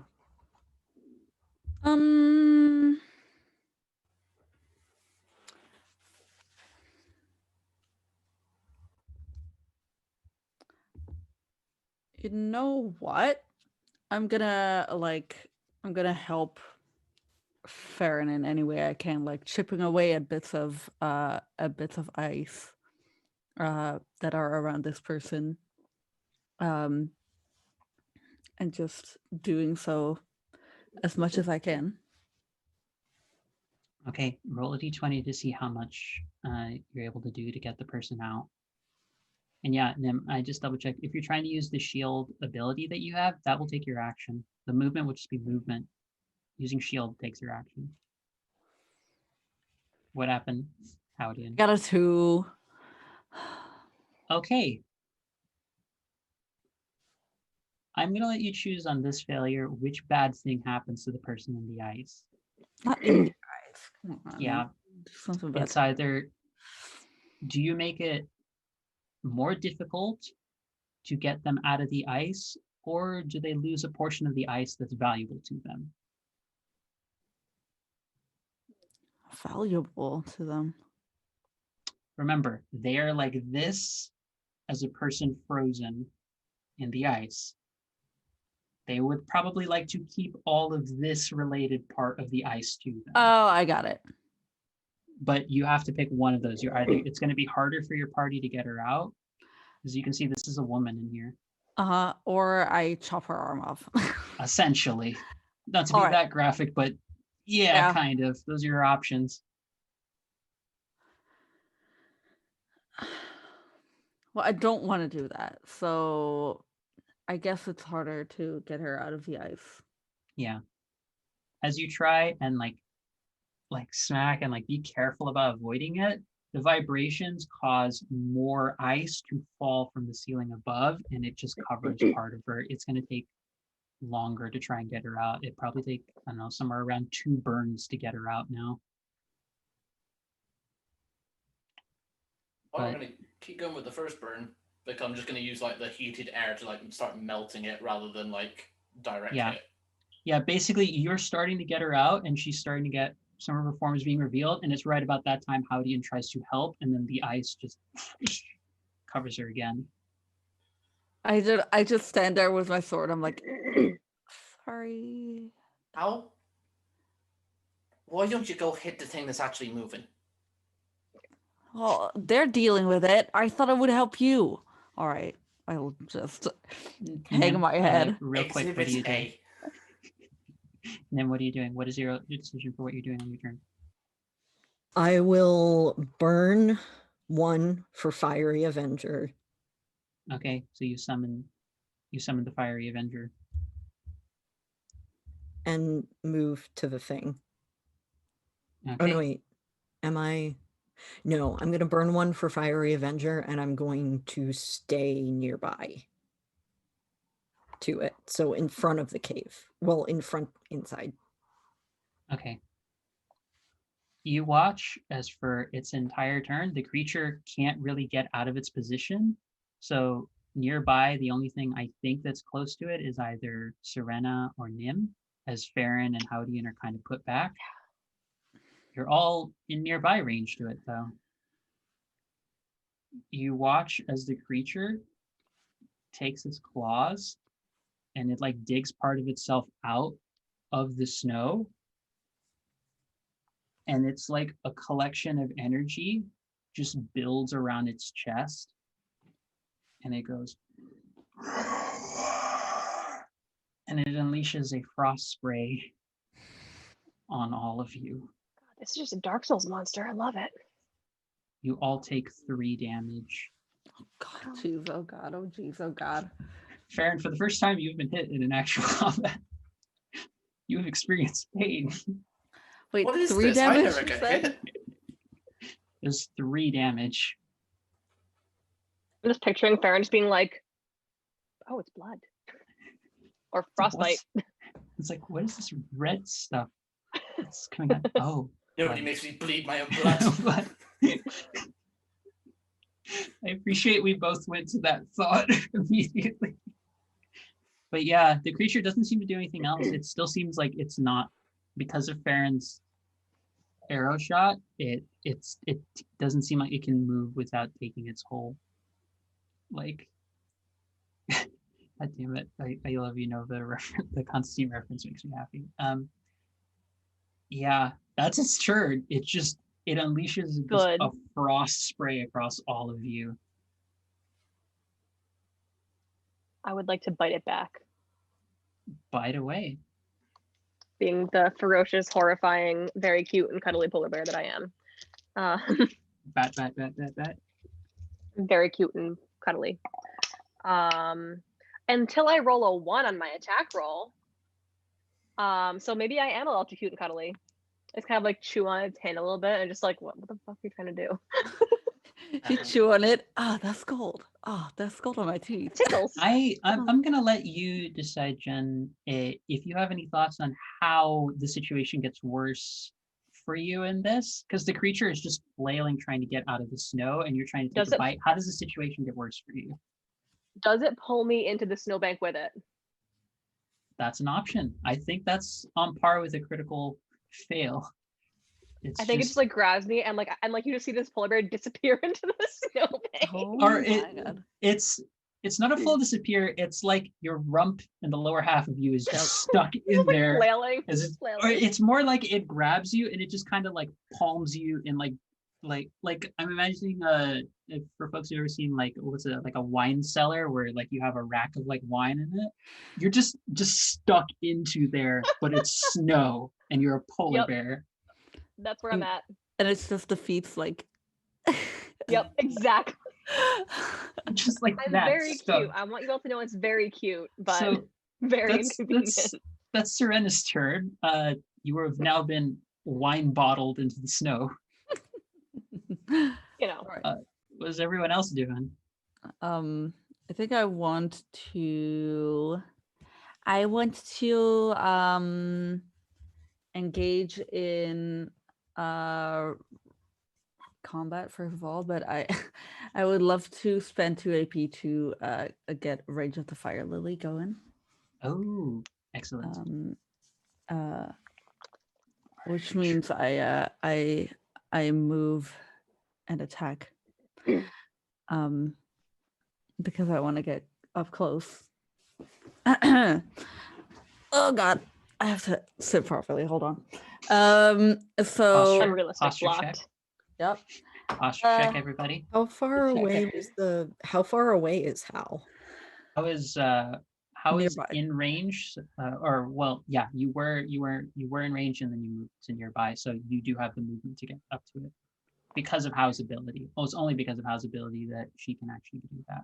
Mhm. Because she gets an extra movement or an extra attack if she spends her Rage of the Fire Lily. There's a homebrew ability that we came up with for her. Yes. But yeah, you're Me right up like. next to it. Cool. You're right up next to it, Howden. I just like stick my sword like right next to the polar bear bomb. Like right next to it. Yep. You just feel like a hey, watch it. But but you don't hear. Wait, is that said in your head or is that said by the polar bear? Because if it's from the polar bear, In the you just head. "Mm." Yeah, like the sound coming out of the polar bear is more of the but then your head's just like, hey, watch it. Roll the d20, Howdian. It's fine.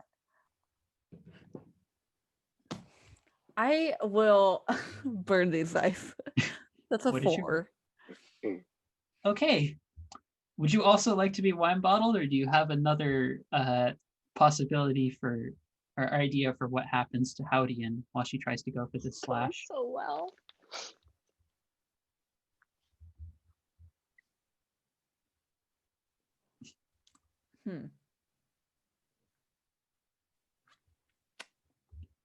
Could just take your sword again. Just keep the theme going. Please no. No, thank you. But it was so about- funny. How about like how about like those boots that I have that float? Maybe they like because I got blasted with cold and I'm like at 3 HP. Maybe they like malfunction or something and I get like shot into the fucking ceiling. I got it. Yeah, the boots activate as if just by reflex, and you just fly up. Your sword misses, and you are also stuck rump upwards, dangling from the ceiling, as opposed to Serena, who is just stuck in the snow. Nim, Farron, if you have ideas, your call. Serena's like, what the fuck are you lot doing? Okay, I'm gonna run up and I'm gonna hit it with my hammer that is now on fire. It is now on pink fire. Amazing. I love pink fire. It's excellent. Yes! What is it? It is a triumph because my heartbeat dice and it has a heart on it. Nice. So a couple of different things happen. But Nim, I'll let you decide what way would you like to add an effect onto it. You can either, I will let you either take the additional crit damage, or would you like to add a specific effect to hinder it in some capacity? This What's will the affect additional crit? the usual crit is just double your damage. That's the stock effect, but I'm giving you the additional option. If you want to forego the crit damage, we can give something else that gives your allies some kind of advantage that we can just create on the spot right now.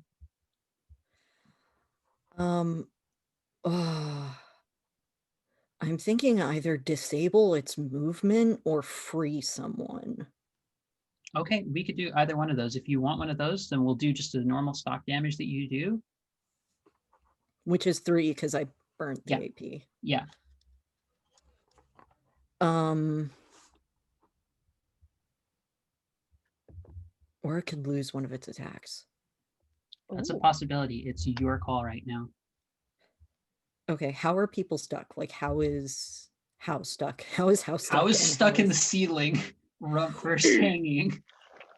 Serena is stuck, rump stuck into the snow, trying to get out. And the troll, the Dragonkin, is just like trying to reach out its arms to go for possibly both of them. Its knee is incapacitated right now, so it's just like, it's like this, slightly leaning to one side, but its arms are so long that you know it could reach either Hao or Serena without any issue.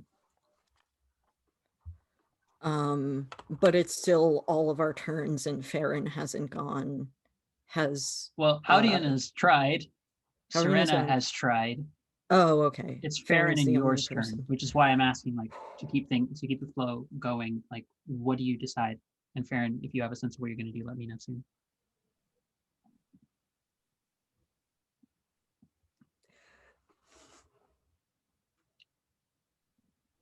Free Serena. Okay.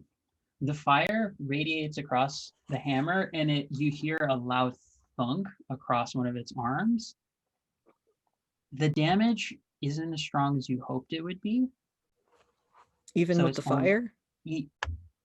Getting to that. So unfortunately, it only does the 1 damage. However, you watch as the radiant flame takes across its body, the whole layer of frost across its body, like it starts getting agitated, and the frosty armor that it has across its body is melting. It seems as though that defense has been nullified for right now. And as it's thrashing around, not liking the fire, it's very apparent right now it does not like fire. It moves around, and one of its clawed hands just knocks the back of the snow, and Serena is freed out of it. It's like, think of the end of a cork on a wine bottle just going thunk.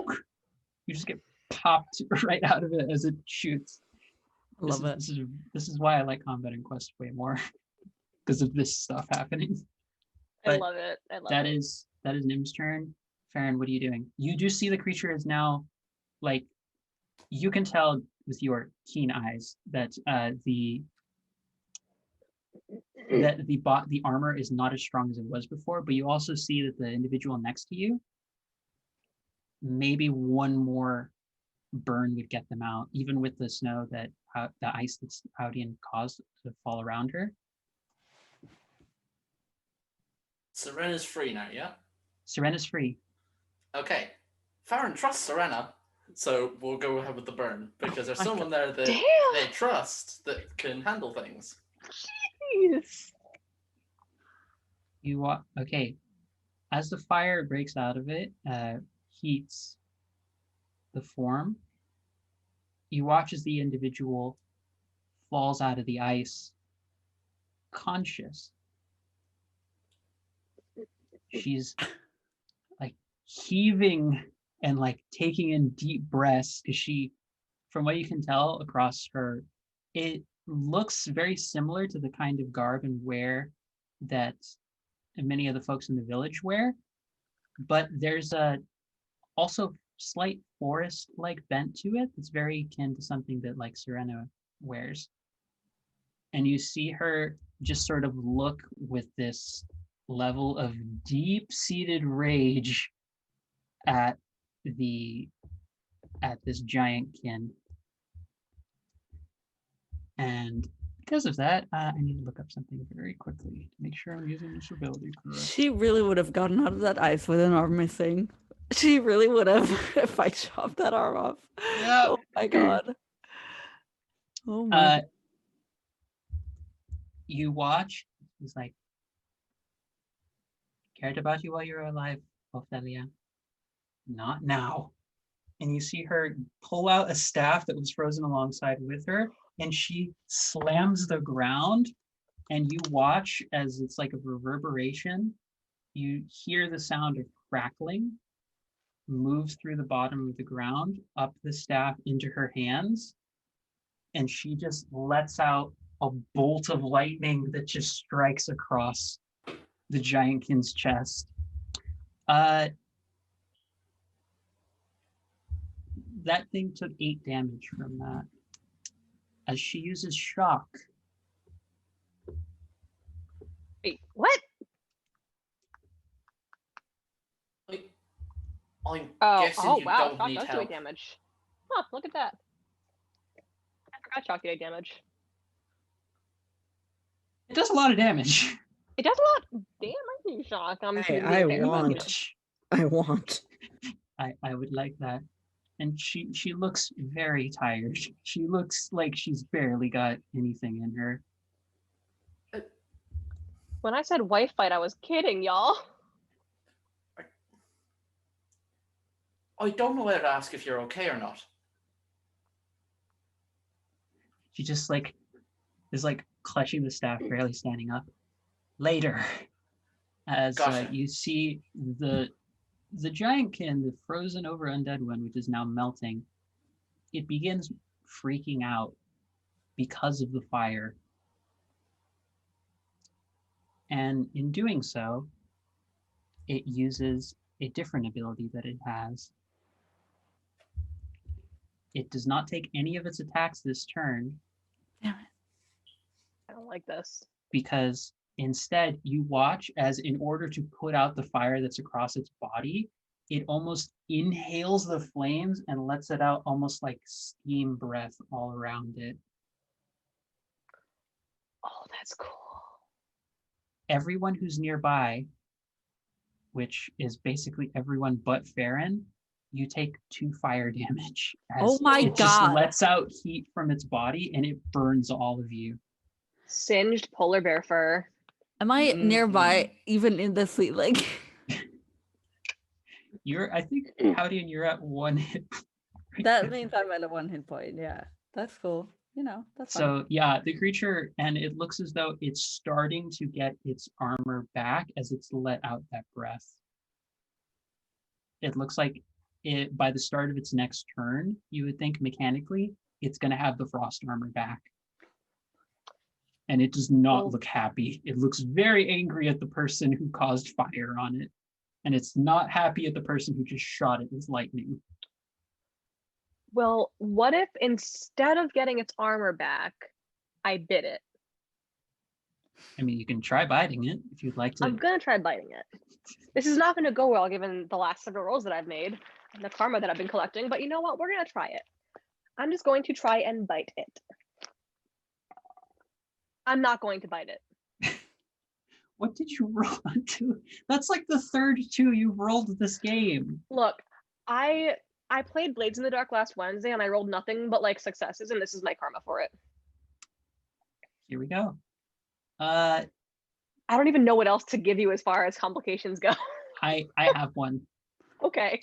Given that it's thrashing around and it has an almost fearful look on its face, despite the very limited amount of life that seems to be clinging to its form, it picks you up and is now using you as a bear shield.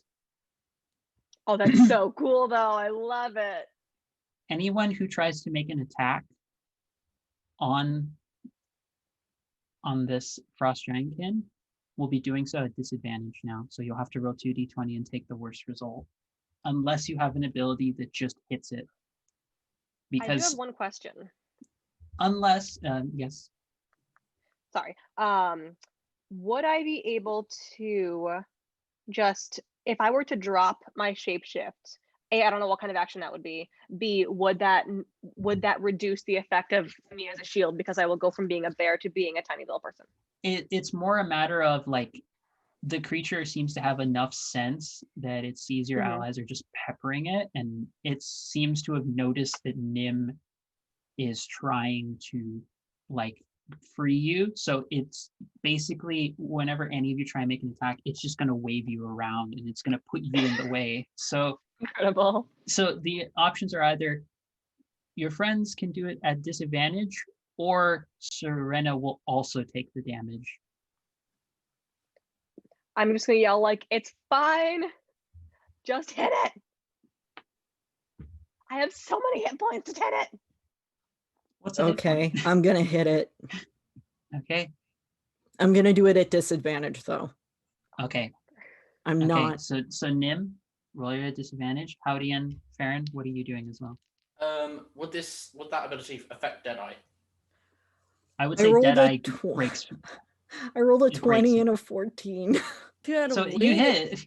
You hit. Damn it. Wasted a crit. Not You wasted. still hit it. So Hold Farron, yours would go through because Oh, you're true, I spending wouldn't AP want- in order to do that. Yeah, and actually, like Nim's thing would actually hurt Serena a lot more. Yeah, that's why I was like, oh shit, I'm glad that I didn't get that crit actually. Fine. I'm gonna Deadeye the arm that is holding Serena. Okay, the being it's barely standing and it's right in front of you, Howdian. Like, well, it's right below you because you're hanging Yes. from the ceiling, but you can tell it's about to get its frost armor back. Question, did my fire, like, did the Fiery Avenger affect it at all the second time? Because it does 3 damage if it gets through all the way. I'm gonna rule it as no. That I'll say the effect was to help get rid of the armor, because it doesn't. I don't think it specifies it does the fire damage. So I'm treating the lingering effect as the fire damage you need, because burn and other things will specifically say that Fiery Avenger just as it goes on fire, which it makes sense to treat it as fire, but it's just that. Howdian? So we did rule that if I do Rage of the Fire Lily, I can't do 2 abilities, right? I can't. Yes, you can't, because it is itself its own ability. Yep. Yep. So the cave. It's compositioned in what way? Is there a corner I can hide behind or something? Or are there any stones I can hide behind? I mean, or... you're still stuck up in the ceiling. Remember, no one's actually gotten you out. No, true.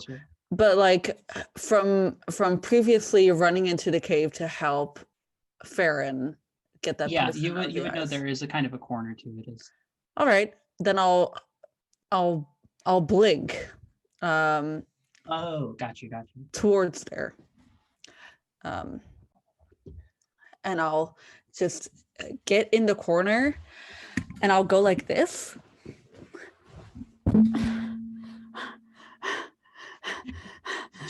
Just hiding away from the reach of the big troll. Yeah.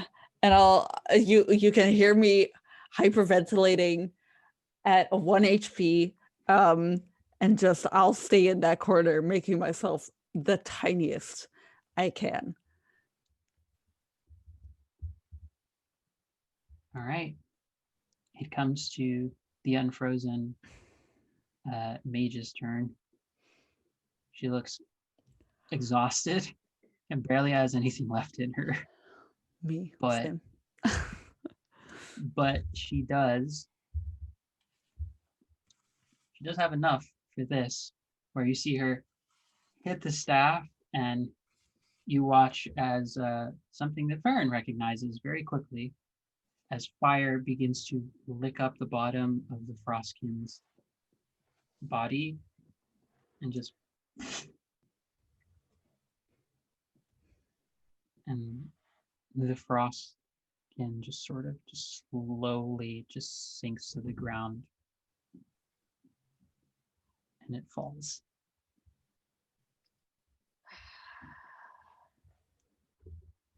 Immediately, how bad does Serena look?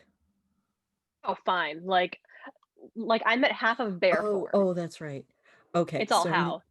Nim is How he felt. literally anyone who's watching Nim is going to look around, seeing Serena in like animal form, and then is going to turn because they realized How was hurt and run to How.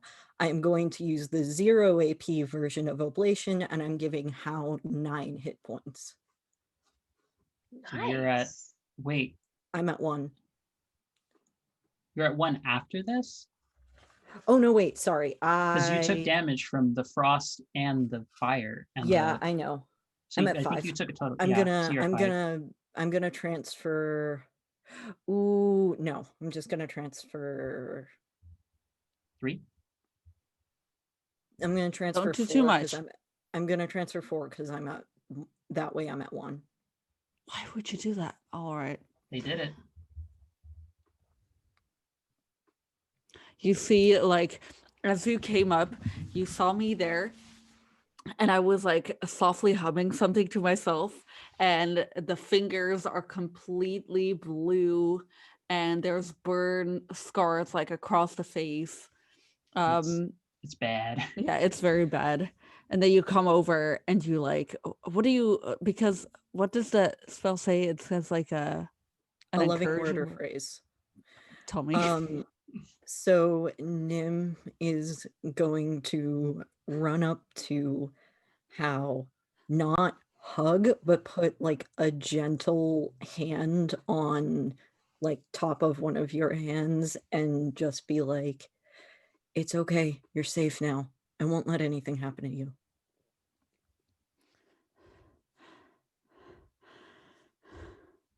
And the fingers turn a little less blue. Thanks. And I am now at 1 hit point. Nim, could you roll me a D100 real quick? Oh, fuck. Okay. Not sure whether this is a good or bad thing, but I rolled a straight 50. Okay. You feel a gnawing presence in your head, as though it's like, I don't know if this is going to work as well as you think it will. But when that presence and you feel like that voice in your head wants to try and prevent the healing from going through all the way. But I'm going to rule it on this time. You see in your head a small, almost hobbit-sized individual appear for about a moment, and you see what looks like almost like a little bit of like flint in their hands and like a sharp rock, almost like just basic thing you might use to like start like a fire. It might be something that you use in one's home, and you see them just appear and just light it, and the voice just shuts up immediately. The healing goes through. You're fine. Ada. Thank you, Ada. But yeah, and Farron, the other mage right next to you, is just like collapsed on the ground, just very tired. I'm going to take off my jacket and like put it around their shoulders so they're not like too cold. I'm just like, give him the mantle.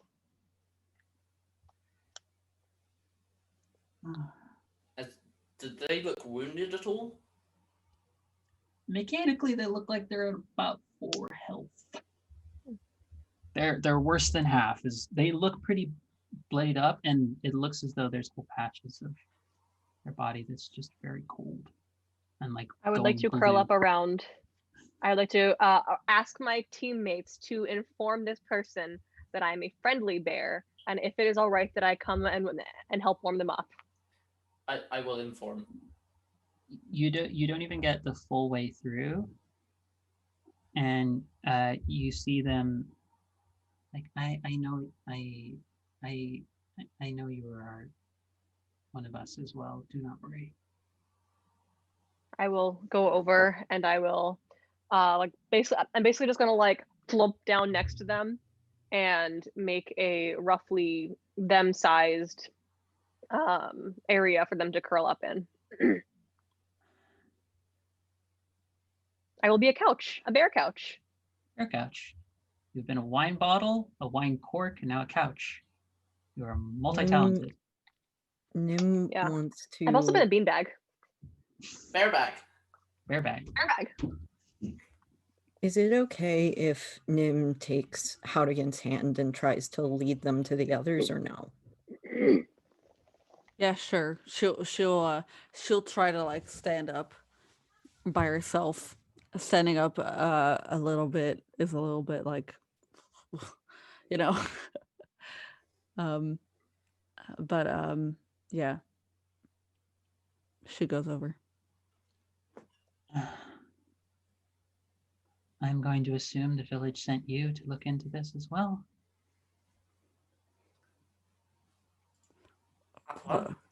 What exactly are you talking about? Looking into the hearth. Wow. Yeah. Why? I'm also involved with trying to do this. I think at this point they thought I had passed, or that I had just been lost along the way. How long has it been? I ask in bear form, or I ask them to translate for me. Interestingly enough, they actually understand your bear speak.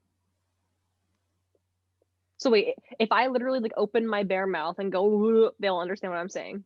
Yes, she seems to have a Wild. a very strong understanding.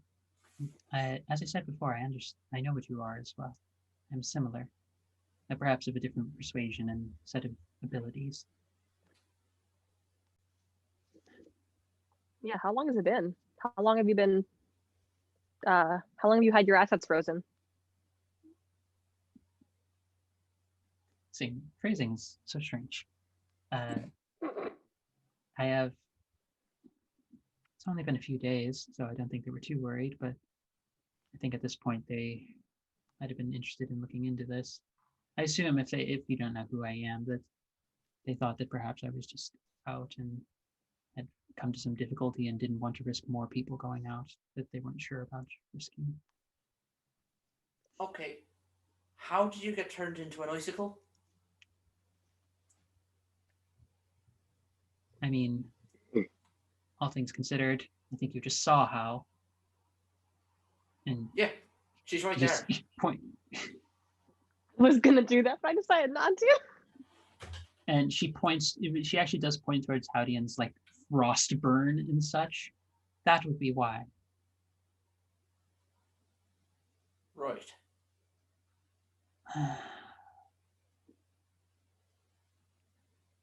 I'd come in the hopes of trying to find one of my friends to hopefully help me get on my way to the hearth, but it would seem they have already been taken and changed into something else. Would you want to? Sorry, go ahead. I mean, that was it. Nim's just saying how. Okay. Would Not you want how, to but- continue? Oh, okay. Would you want to continue on with us to the hearth or return to the village? I leave that decision up to you. I am more than happy to join you in this. I may require a little bit of time to patch myself up and regain what I can, but so will we. I can help. Do what you Farron feel gives you side eye. Do what you need to. But I suppose introductions are in order. My name is Berta Caceres. I am one of those who might be considered one of the voices of the mountain. That is a really cool name. I'm sorry.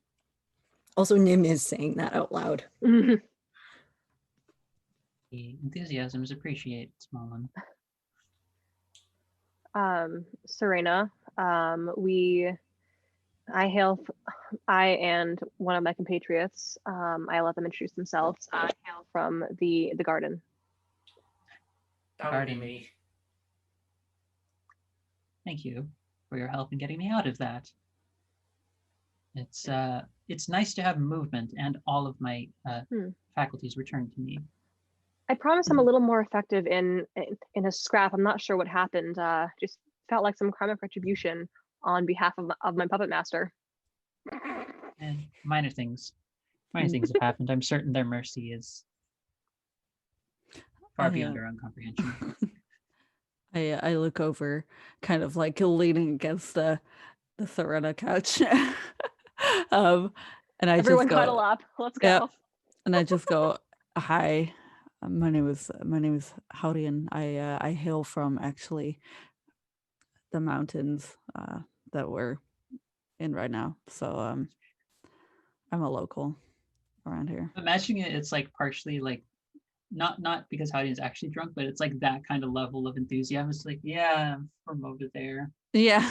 Sorry, I'm in a lot of pain right now. Don't worry about me. Yeah. I'm from my house. I mean, you're back at 5 and some of your wounds transferred to me.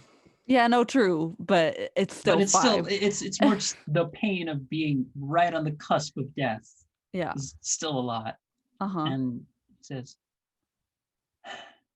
well, I have heard that there have been people moving over here as of late and almost getting their footing settled. I'm certain that you're in good company back in the village, and I'm certain that it will be fine once we are done with our task. Yes, yes. I will be happy to lead you the rest of the way. We'll take a rest, but I'll lead you there. Amazing. Thank you. Thank you First, so much. We should take some time to rest. There are several of us that are a little worse for wear. The bear stares at Nim. Mm-hmm. I will spend my summon the blood. So I'll spend 2 AP for that. Well, if we regroup, then we can spend. But it can only be done on a regroup, I think, is the way Howdian's ability works, right? It works alongside that. Yeah. Okay, wait, before you do that, I can burn 1 AP for mend now, which means you would regain 5, and I can burn another 1 for anyone else who needs health. So that way you don't have to burn as much. As we're getting near the end of the session, and I want to give just enough time for us to be able to do outros, which could be lengthy or what have you, and to finish up on time, I will leave you with, you all can decide however you would like to patch yourselves up. Regroup is also a possibility, and remember you have up to 5 HP that you can recover from that, as well as whatever Howdians of some of the blood. I think it's 2 or 3 that you get in addition. 3 additional, yeah. 3. So the whole party can essentially like regroup and recover from that. But what will happen is you'll hold out for a little bit here, and your Berta will be able to navigate you across more of the icy terrain. And I would say, Serena, you very much get the sense, given her set of abilities and her rather strong sense of the environment and terrain, she is a naturalist akin to you. And you even see her at one. I thought you might like that one. But you also see her at one point become a smaller animal. It doesn't seem quite as though her shapeshifting abilities are quite as extensive as yours. Almost like she only has animal form instead of shaping. but in doing so, she does like carve out like little spots, and actually does it in a smaller way, because for her, she's found like if you do more precise spots along the area, you can get some of the terrain to get across in much more precise, easier sort of ways that require a little bit more finagling on all of your part, but it risks less dangerous things happening with a full bear going like this. I would like to at some point just do like a full-on leap and make a snow angel as a bear. you can do that, but it takes some time, and you eventually arrive at a massive cavern entrance. This one about 30 feet tall, and in contrast to the relatively mundane decorations, some of the ways the cavern's been shaped in other caves that you've seen kind of haphazardly, this one is precise, like someone of a very keen structural mindset and architectural mindset has like carved out the entrance to the cavern in a very specific way. There's almost like stepstone kind of patterns to it, where there are 3 steps on each side of the cavern entrance, each marked with an insignia that seems to represent each of the clans. And you hear inside the sounds of chanting. Oh, I'm into it. And that is where we arrive at the hearth, at a place where you see that there is light inside and there might be warmth, but there is likely also danger that you have faced before. And that is where we're going to end the session for today. And we were able to regain up to 5 hit points, right? Yes. Essentially, what it will mechanically for everyone, you're going to get 5 AP back because it's the end of a session, and you can decide. I didn't want to bog us down in the details on stream for this, but you can decide whether Nim wanted to spend for that. We can talk that discussion out in our Discord. But if anyone's still hurt and wants to get additional healing from Nim and managing just your number totals, because I promise you this will be important for next week, your AP number totals. I'm not going to say why now, but it will matter for later. But in taking this path, you have gained a new ally. Yay. Quite powerful, essentially naturalist of the mountains. And you are at the opening to the hearth. So, with that being the case, thank you to everyone who took the time to tune in and watch this emotionally swingy like session we had today. Just a lot of turns I was not expecting. Yeah. Watch general like shit. Yeah. And house first panic attack. Baby's first panic attack. it was rough. It was rough. Yeah. How took a hell of a beating this time around. But yep. That is where we'll leave off. And I'm going to let everyone do their outros of who you are, where we can find you, and any projects you want to hype up or anything you're going to be on soon.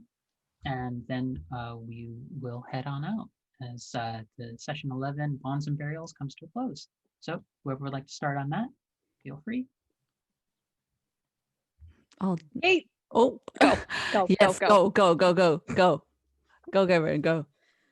I think that's the first time I've gone first. Yes. Hi, I'm Gabriel. I go by they, them, and I play the Invoker Nim. And this is pretty much the only game I'm in, but I do art and am probably going to be doing commissions soon, and also will be setting up a Patreon. So you can find me on Twitter at Starless Solid, on Twitch at Starless_Solid.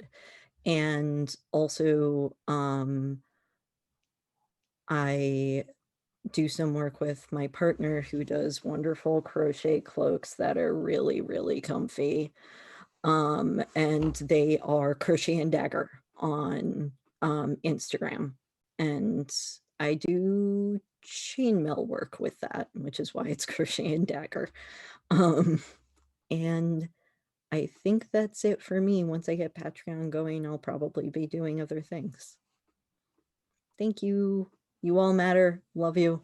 Black Lives Matter. Keep going. You got this.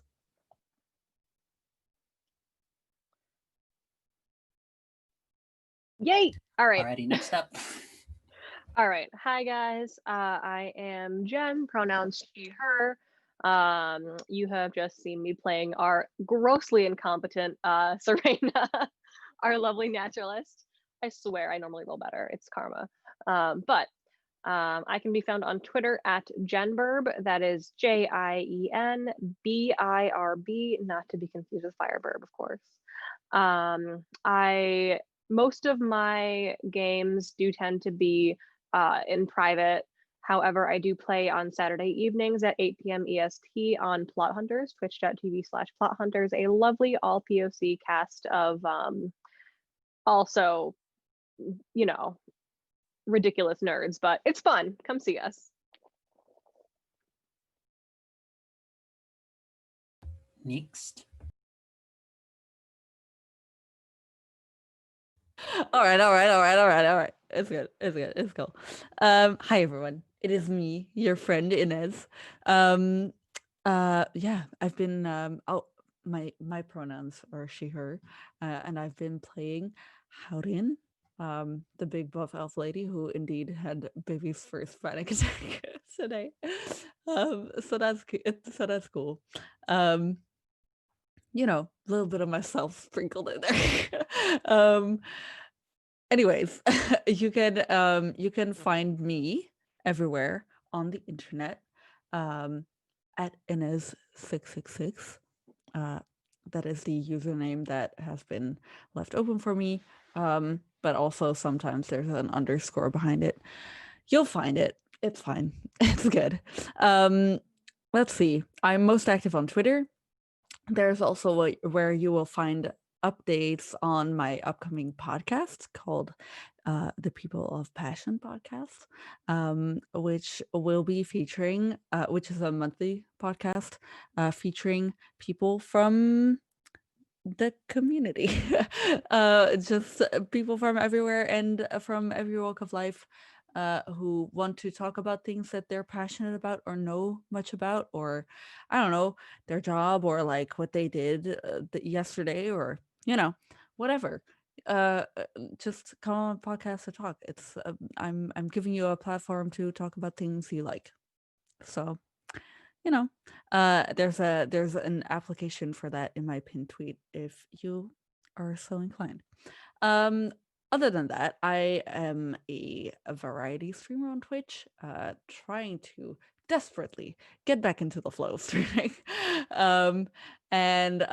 So soon, very soon, you will find me on there again, doing all kinds of stuff, makeup, talking to the camera, sitting there staring, and playing games, whatever.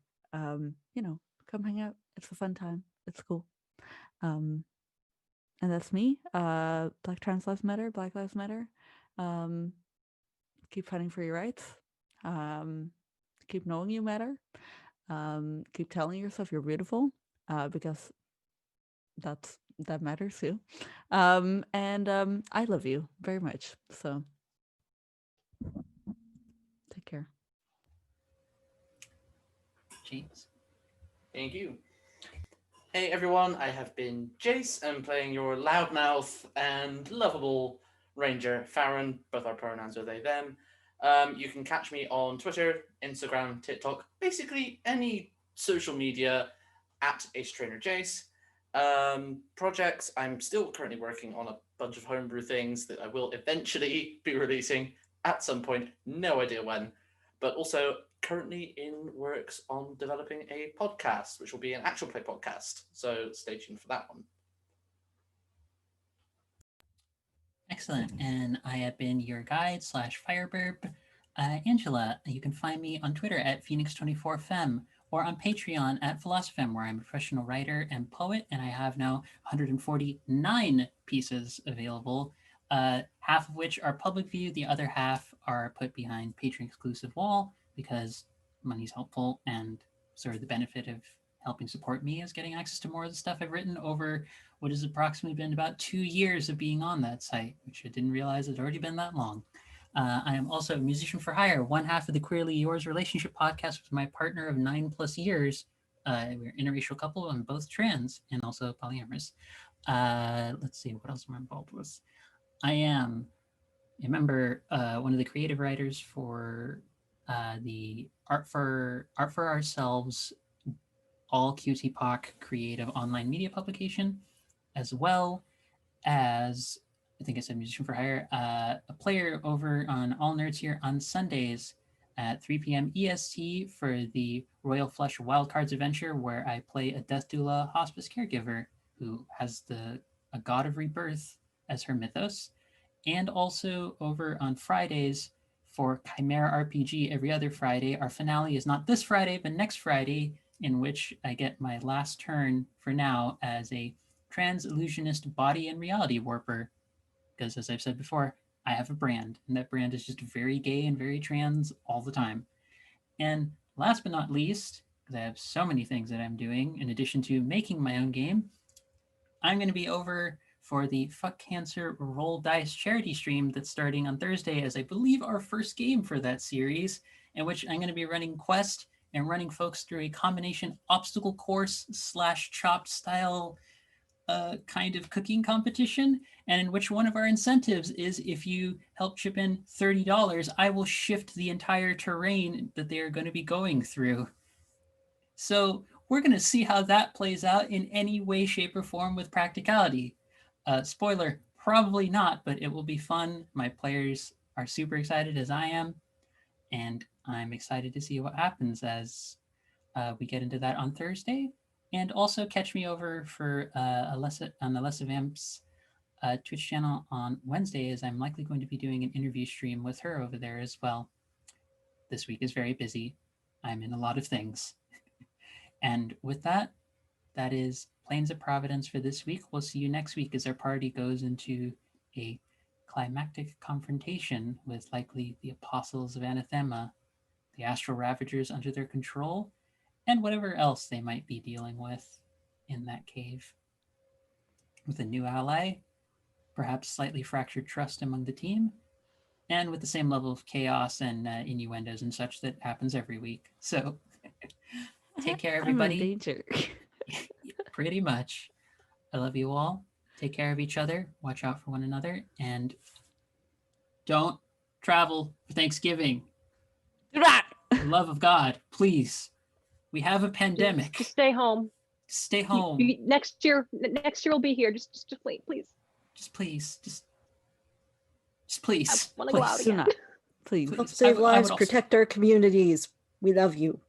Yes. Take please. care, and we'll see you all next week, all right? Love you. Goodbye.